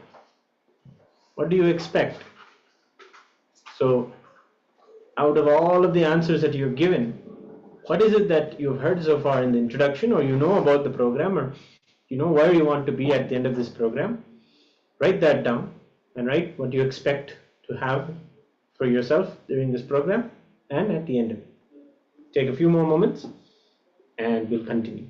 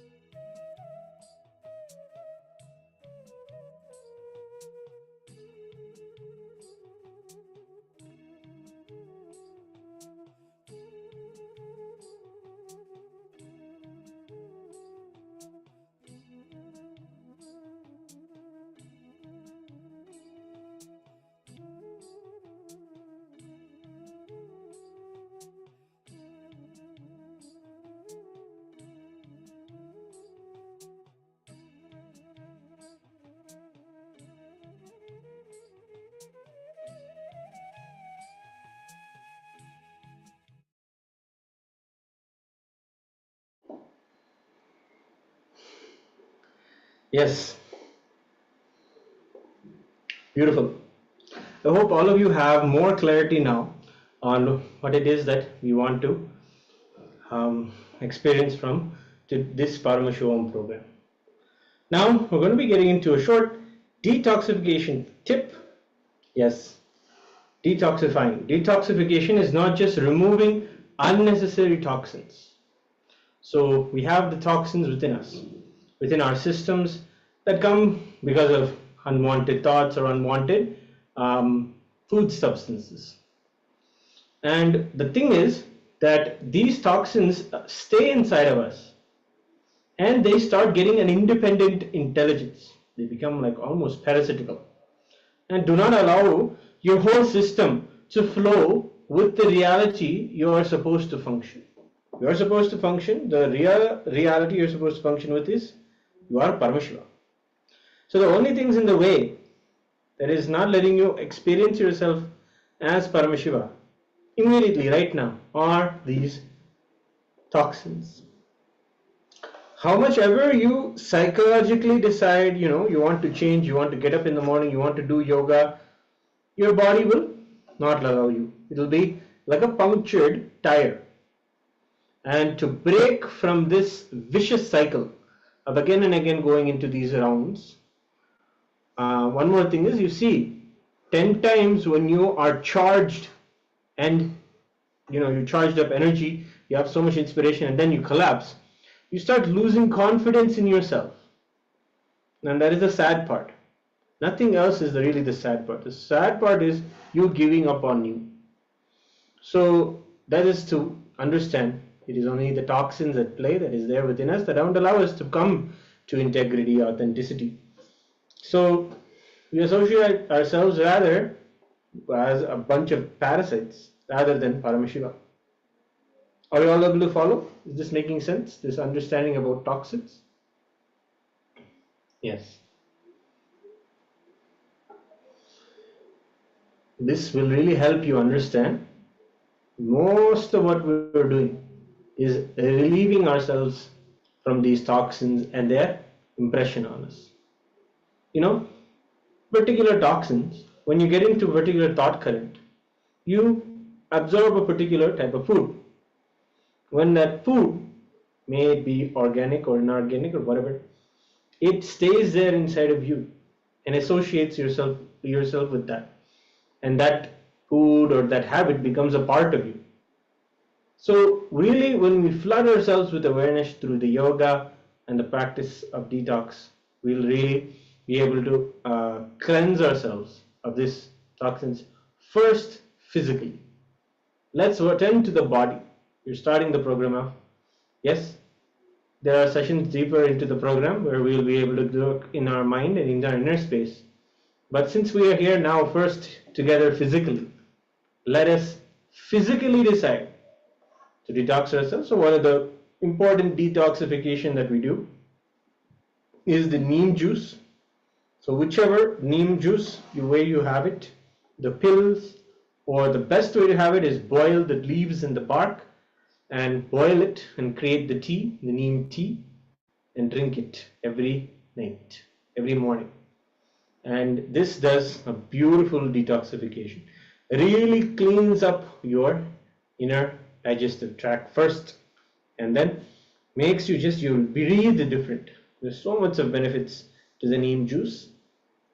If you cannot have the neem juice, buy the dry neem powder or any of the neem products that you can consume orally. You can boil it, cool it, then you can have it. If you are not able to drink fully, you can have it half glass in the morning or half glass in the night. So this will cleanse your system. And also the haritaki, there is one more, that is also you are recommended to take. This will clean your system and which will help you in your blood pressure. Somebody was asking about high blood pressure. This haritaki powder will help you in the blood pressure because it cleanses the blood. Once your blood is cleansed, automatically your blood pressure reduces. So you are recommended to take haritaki powder every day for your blood pressure because that mainly cleanses your blood. Yes. The oxygen levels in your blood and your blood's ability to move around and deliver oxygen to different parts of your body is also something that has become a parasite inside of us. So to be able to heal from that, we take the haritaki powder or the neem juice, really floods ourselves. So many people have been able to see an immediate change in their relaxing of their high blood pressure, especially after taking these aushadha, these beautiful medicines. So now let us get into the an interesting part of our setup today as the first day of Paramashivoham. So this is getting our space ready. Yes. Now you're all there on your own doing the Paramashivoham program. Make sure that your Vatavarana, your breathing space, your physical space is perfect to receive Swamiji. So every evening we receive Swamiji in the darshan, right? When you receive him, you should have the best inner space, of course. But know that when you receive him, he's also there in your very breathing space. So your very breathing space should also be where best for the program. So here's a beautiful verse from the Guru Gita. Guru Bhaktre Stitam Brahma Prapyate Tat Prasadataha Guru Dhyanam Sada Kuryat Kulastri Swapatimim Yatha. Knowledge is situated in the Guru's mouth and organ of speech, Guru Bhaktra, and this knowledge is attainable by devotion unto the Guru, Guru Bhakti. In the three worlds, this fact is clearly enunciated by the divine sages, the Devrishis, ancestors, and the learned men. So, understand, it is coming directly from Swamiji's mouth, means it's coming directly, and it is the ultimate knowledge. See, it's like this. You love the most loving person in the world, you know, and he is going to come to your house. How would you like to receive him? With the best costumes, neatly arrange your workspace, whatever is the space at home, with nice dishes. This is how you have to receive Swamiji. So, make your space clean, because he is the best person who's happened in your life. Now you are going to receive him. So how best you can receive him? So that is how you have to prepare yourself and the space around you. So this is also important when the words are uttered by Swamiji. In the very space that you're in, the knowledge flowers. So this is in the three worlds, this fact is clearly enunciated. So there is no plane that is not included inside of this. In your home, in everybody's home who's joined with us today, yes, Swamiji will be happening. So be present for all of the 21 days and be involved with the process. Because during the darshan, Swamiji will seeing you and you will be seeing Swamiji. The best part is he is seeing you. So imagine, God is going to come to your house. How will you prepare your house to be? How you wanted to receive him? With the same attitude, prepare yourself, because you are receiving the ultimate, the cosmos was happened in this life as an incarnation. So that is the best way to receive him. So then you should also understand that we are going to be taking you through particular exercises, internalizations directly guided by Swamiji. He has created these exercises for all of us to really remove the toxins, remove the incompletions, remove the negativity from inside of us and heal ourselves. It is in these processes we find that actually many people find the process to be something, such a load. But what to do? We have kept this load and we are carrying this load all our lives. The load of our incompletions and the load of our stresses. All of these are been there throughout our lives. We are only carrying them. Swamiji, when he tells us to do this internalization exercise, he is directly telling, hey, you are carrying this load. You don't need to. You need to realize it's a load on you. So when we do that, when we really do the digging in, we realize the unnecessary weight we are carrying with all of the incompletions and the toxins and the negativity that we carry from the past. So, though that is the importance of internalization exercises. Yes. Yes, imagine you are taking a weight of 200 kgs and you are moving around for a long time. The moment it is dropped, how light you will feel. That is the way, because unnecessary things you are putting in the mind which has to be dropped. When you drop, you see your whole being will be light and blissful. And I think what we're pointing out is you won't even feel that it is a weight. Yes. The moment you are asked to do the internalization exercise, you'll feel its weight. Oh my God, so much of past negativity is there. Oh my God, so much of things are there to look at. You'll feel the load suddenly, right? Then you'll understand it's a load. It is something you are carrying unnecessarily, and you'll be empowered to drop the load, to remove yourself from the incompletions. Yes. Next, manifest the superconscious breakthrough. Another tip is to invoke the divine in your room through the Nityananda Sabha. So the Nityananda Sabha is the very room that you're in. Okay, you're in wherever you're there attending to the Paramashivoham program. That is the Nityananda Sabha. So prepare your room, clean it well. Know that Swamiji is there with you in the room. Right? Practice the presence of Swamiji. That's so beautifully important in this program.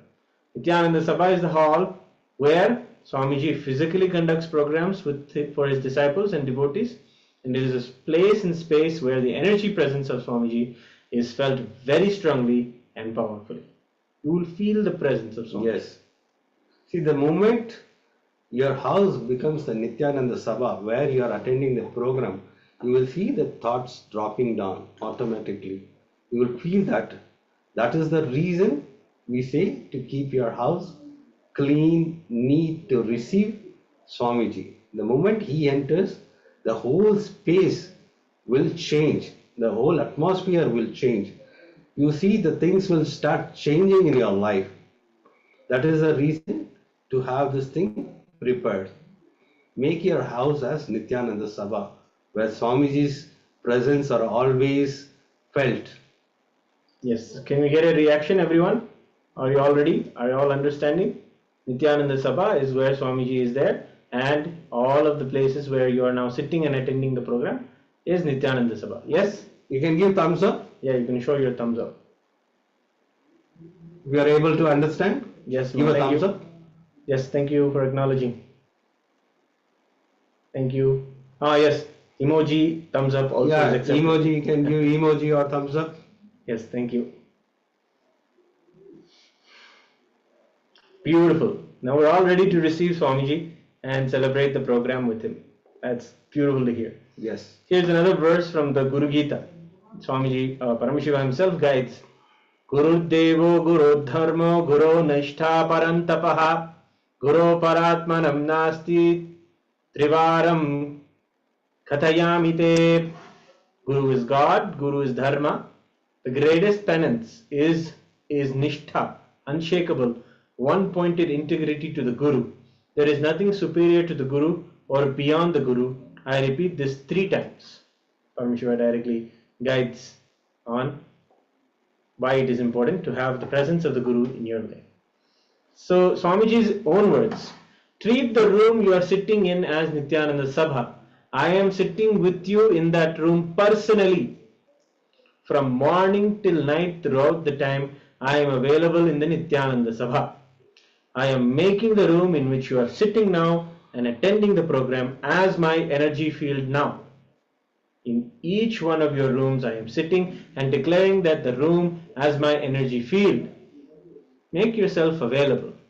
This whole program, precisely all the program time, be in the room. Be available and go through the instructions with intensity and tyaga. All the great things happen with tyaga. All the ultimate things manifest with tyaga, the sacrifice. So the sacrifices that you may need to do, to be able to be in the room as often as you need to be. Be ready to do those. Recognize those. Recognize those as Swamiji asking you to take the next step to do the Tyaga. And do it. Because you will only see that it is He only telling you all of these instructions. Yes? Yes, thank you. So, Dhyana Sabha is a sacred space where you all receive the initiations and truths from the avatar.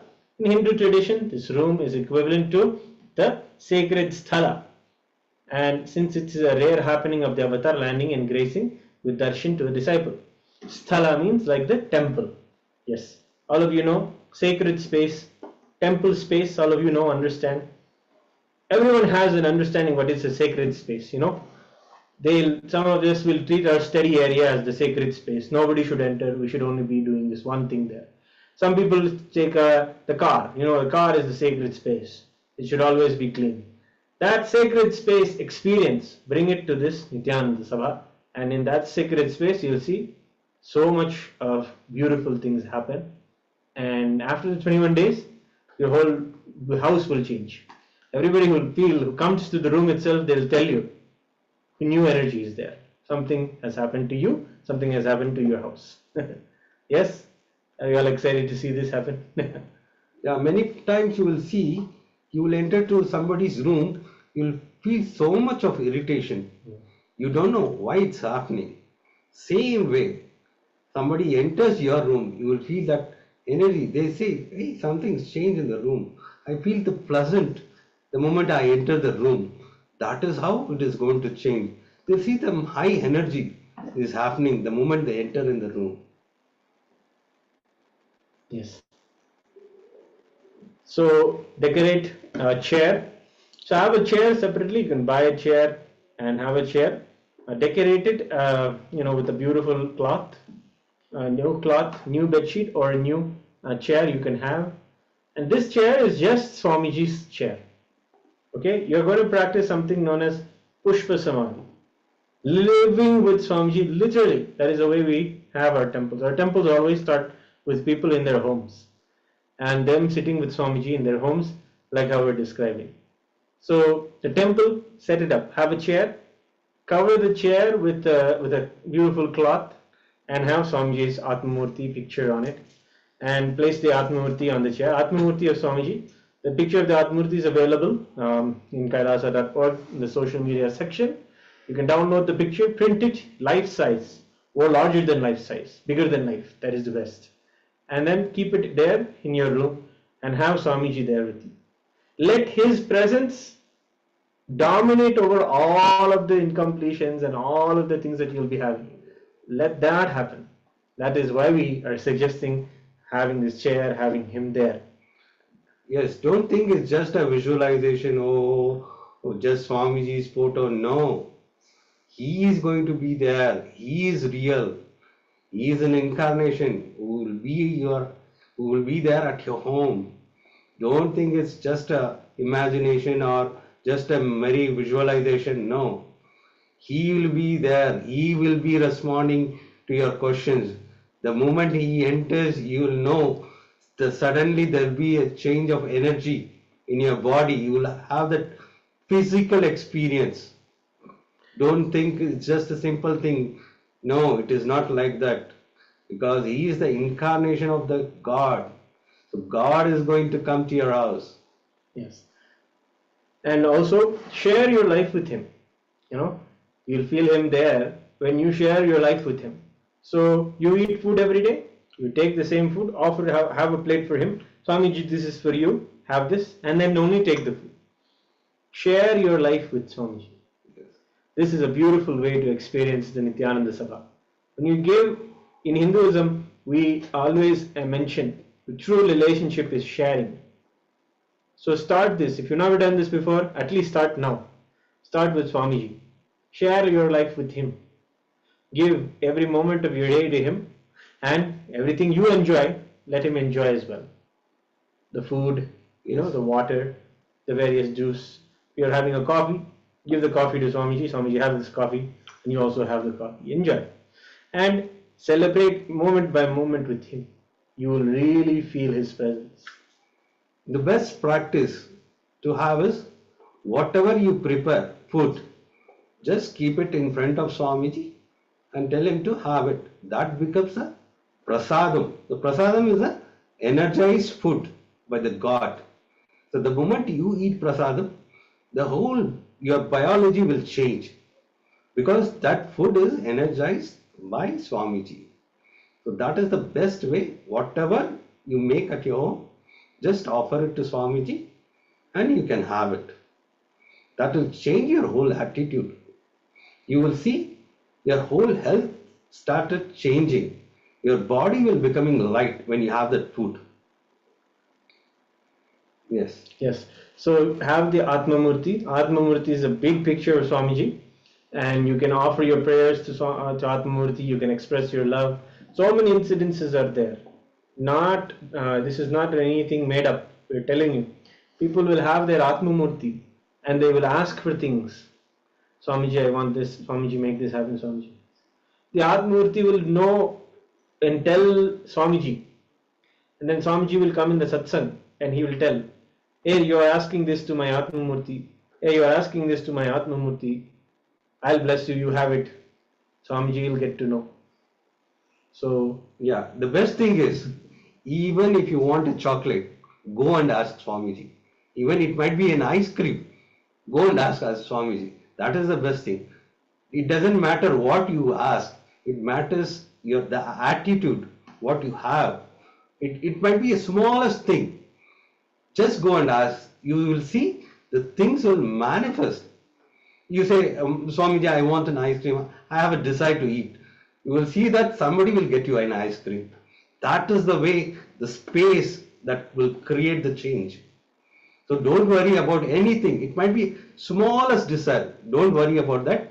Go and ask Swamiji. You will see it will manifest. Yes. So now continuing for few more tips for you.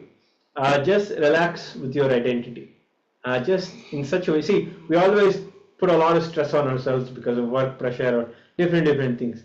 Be relaxed with yourself now.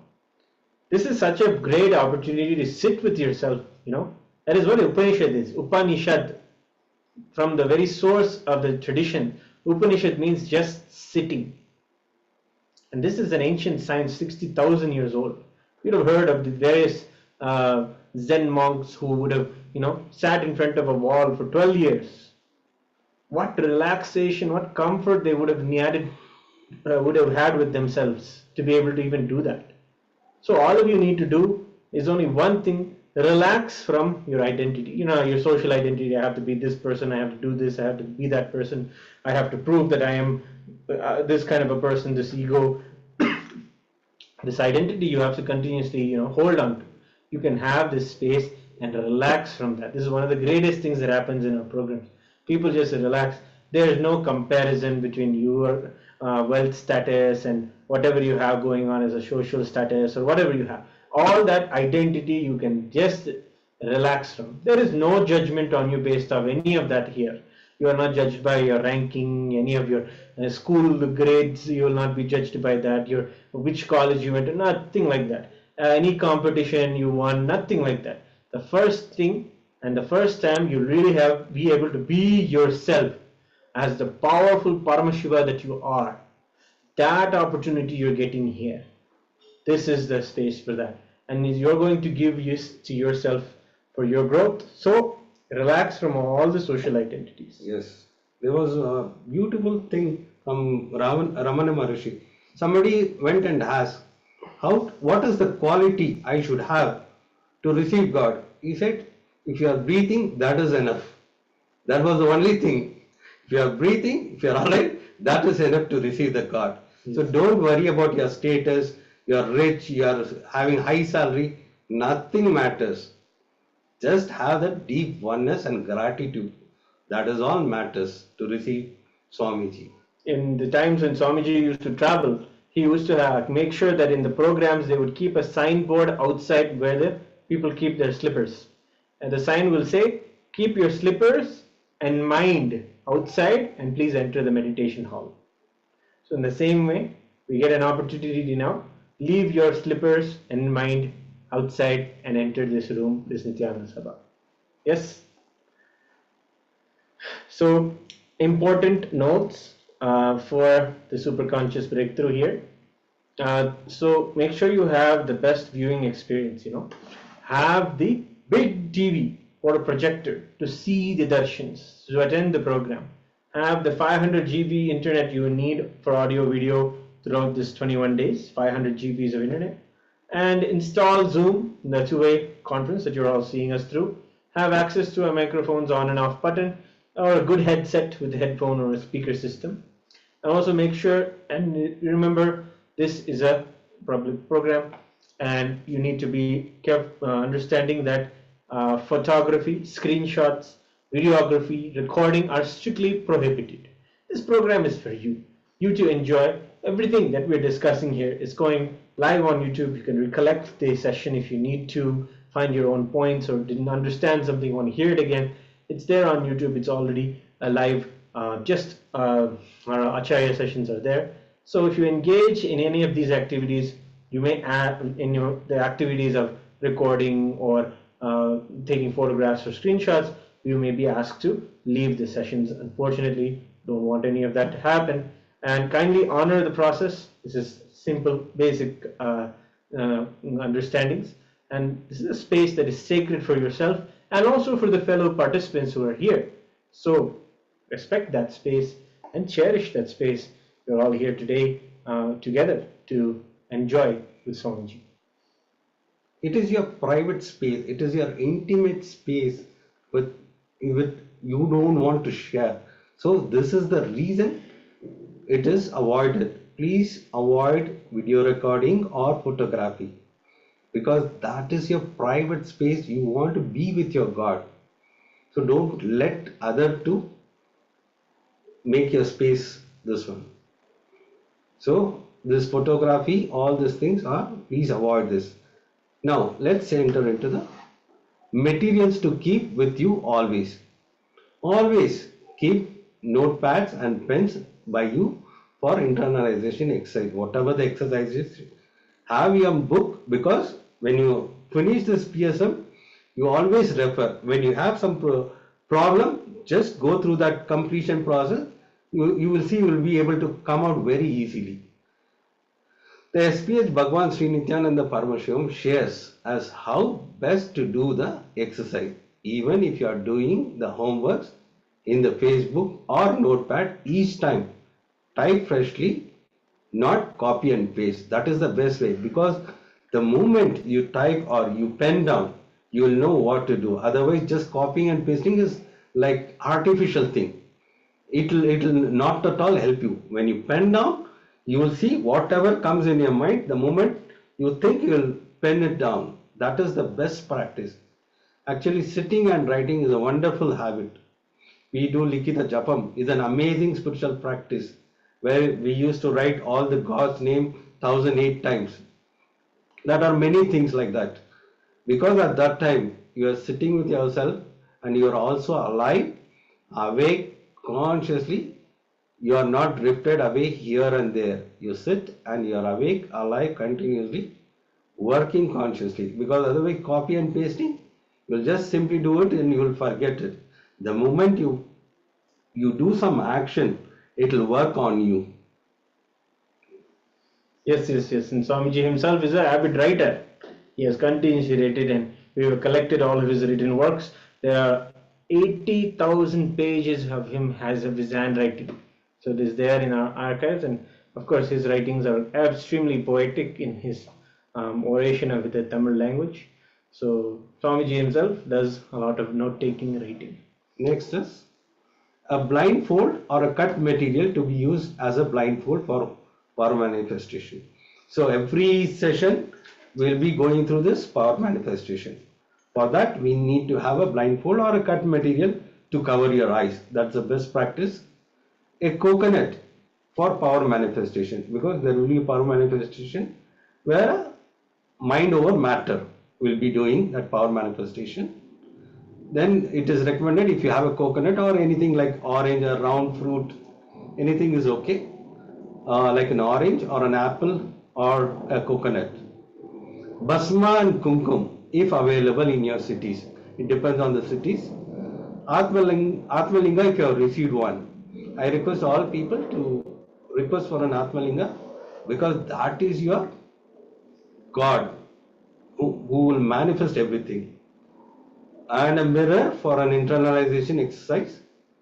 A bottle of water all time. You can have herbal tea or a hot chocolate is okay. We recommend to skip coffee this 21 days. Just skip coffee for this 21 days, because it has its impacts over consciousness. For receiving Diksha, please keep drinking water, one fruit or an organic banana or betel leaf, betel nut. Dakshina, it can be any coin or anything. It can be 1 rupee or $1, whatever in your country currency, you can just keep.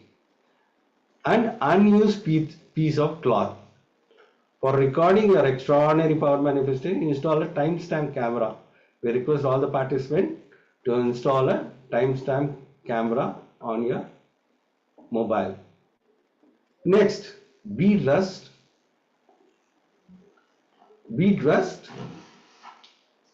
for super conscious breakthrough. Literally, it is a celebration. As per Hindu tradition, look you're in best in traditional Indian clothing. Saris or chudidar for women, kurtas or dhotis for men. And vibhuti kumkum, if it is available in your city, on your forehead. Jewelry if you wish to celebrate the landing of Paramashiva in you. Preferably white clothing is the best receiving Diksha. See how you want to receive God. See, the moment you want to receive a loved one, how you dress up yourself. So the best way, these are the best way to dress to receive the God. So Atmalinga is your personalized God. So we request you to register for the Atmalinga, so which will respond as God. Next is Nayana Diksha. What is Nayana Diksha? Nayana Diksha is when you are sitting with the divine himself. Paramashiva's living manifestation that has happened for giving super consciousness breakthrough. Not only you are seeing the divine, the best thing is the divine is also seeing you. That is matters. Not you are seeing the divine seeing you. That is all matters. When you see me, you are doing the best thing you can do to you. When I see you, cosmos is doing the best thing it can do to you. Imagine the cosmos is seeing you. So imagine what all things is going to change in your life. All the auspicious things, all the best things will start happening in your life the moment the cosmos starts seeing you. How to be best for yourself from the Nayana Diksha? Be in absolute awareness, avoiding any restlessness or movement, because when Swamiji is delivering satsang, there are many powerful cognition which will just, this 21 days is required to enter into your muscle memory. The moment this 21 days you attend sincerely, whatever problems you are having, this powerful cognition will come through this muscle memory and will help you solving all your issues. Avoid walking around, be on camera continuously. Avoid and do not turn off your camera. See, this is the people miss. The moment you switch off the camera, you are off. This will not help you. You will see only 21 days if you are sincerely attending. You will see the changes. In every moment is precious. So we request all the participants to keep your camera always on. Yes. So then also, detox is a must with yoga and Jalaushada.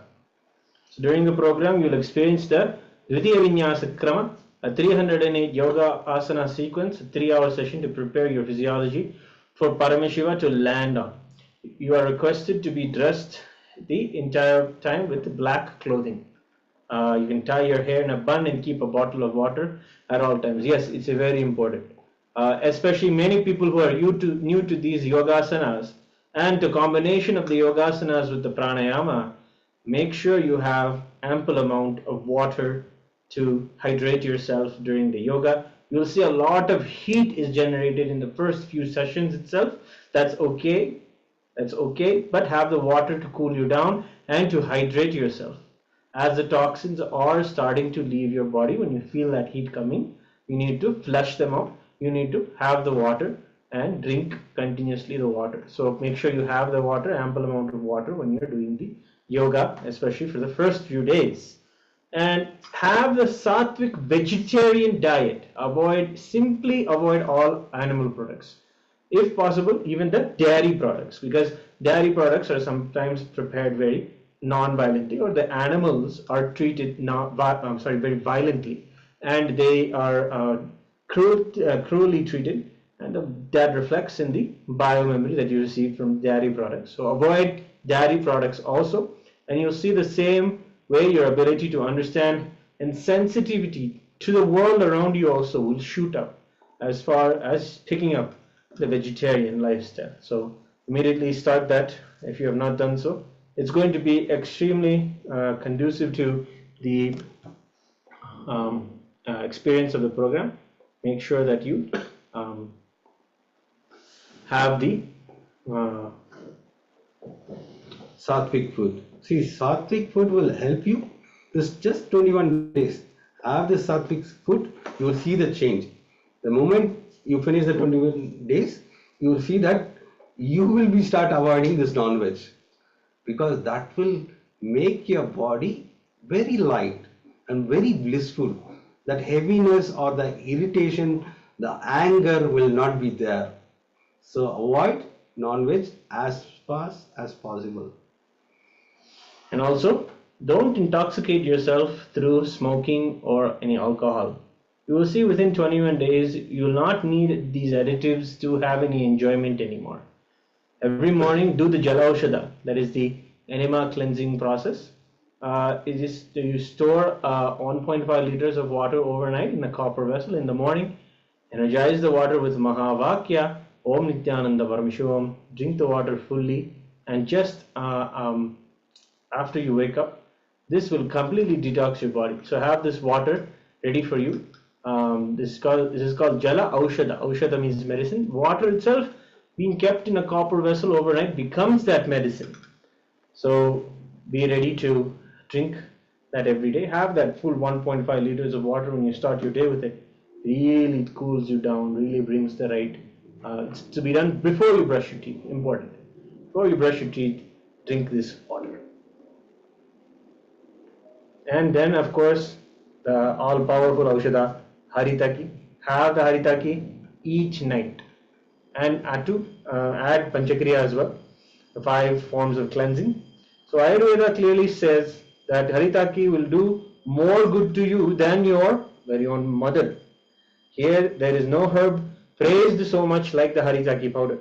Haritaki will always keep you very clean, and I am opening the Kundalini, the enlightenment energy in you, channel in you in such a way that Swamiji is opening the Kundalini inside of you, in you in such a way that even if you have some toxic thought currents develop, it will immediately get converted into physical matter and just leave your body. Your brain will be so alive and active. 300% more oxygen levels are there in a body of a person who takes Haritaki every night. And that brain is so alive and active. And it will be anything that needs to be removed from you, even thought currents, they will be made into physical matter and removed from you with the help of the Haritaki. So it leaves you in such a positive space. So for that, Haritaki will be helping you a lot. Yeah, you can get it from any Ayurvedic shop or any mall. See the word here it is written, Haritaki will do more good to you than your mother. See the preference that given for this medicine. So we recommend all the participants to take every day as much as possible, and once all the duties are over, before going to sleep, have 1 spoon of Haritaki and just fall asleep. Yes. And finally, we are going to be able to be there, continuously available to support you. And we have all of the expert faculty acharyas ready to attend to you. Just give us your message in a Zoom chat or reach out to your local head to have any clarifications you need.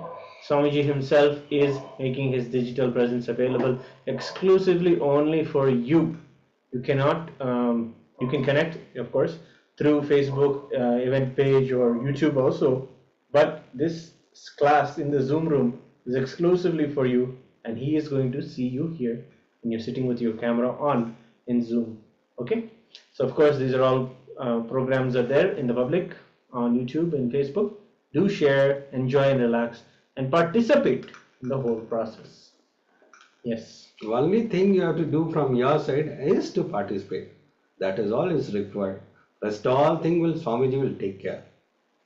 So don't worry about anything for manifestation or completion. Just participate. Leave it to Swamiji. During the darshan time, attend everyday darshan sincerely. He will take care. He will change your whole life. Yes. So before we enter into the next section, we wanted to take a short break where we will transition into the next acharyas who is going to be joining us. So just stay tuned, grab some water, and we will be right back with you for the next session. The introduction sessions are complete. Now we're going to be going into more introduction sessions on the mystical aspects of Swamiji, his powers, and with the various powers that he was able to have, all of us also manifest. So it's an exciting segment known as the Avatara Shastra, the science of descent. An exciting segment. Please stay tuned. We'll take a short break and we'll be right back with the next acharyas. Paramashivoham Om Nityananda Paramashivoham Om Nityananda Paramashivoham Om Nityananda Paramashivoham Nityananda Paramashivoham Om Nityananda Paramashivoham Om Nityananda Paramashivoham Om Nityananda Paramashivoham Om Nityananda Paramashivoham Om Nityananda Paramashivoham Om Nityananda Paramashivoham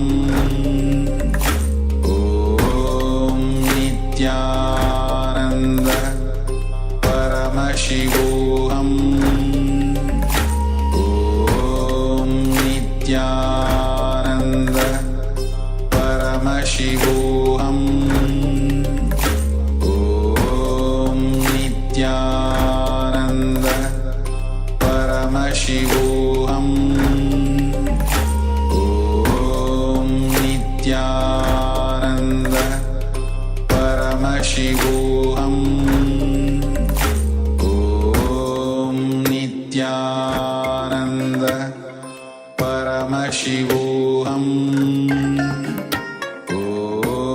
Om Nityananda Paramashivoham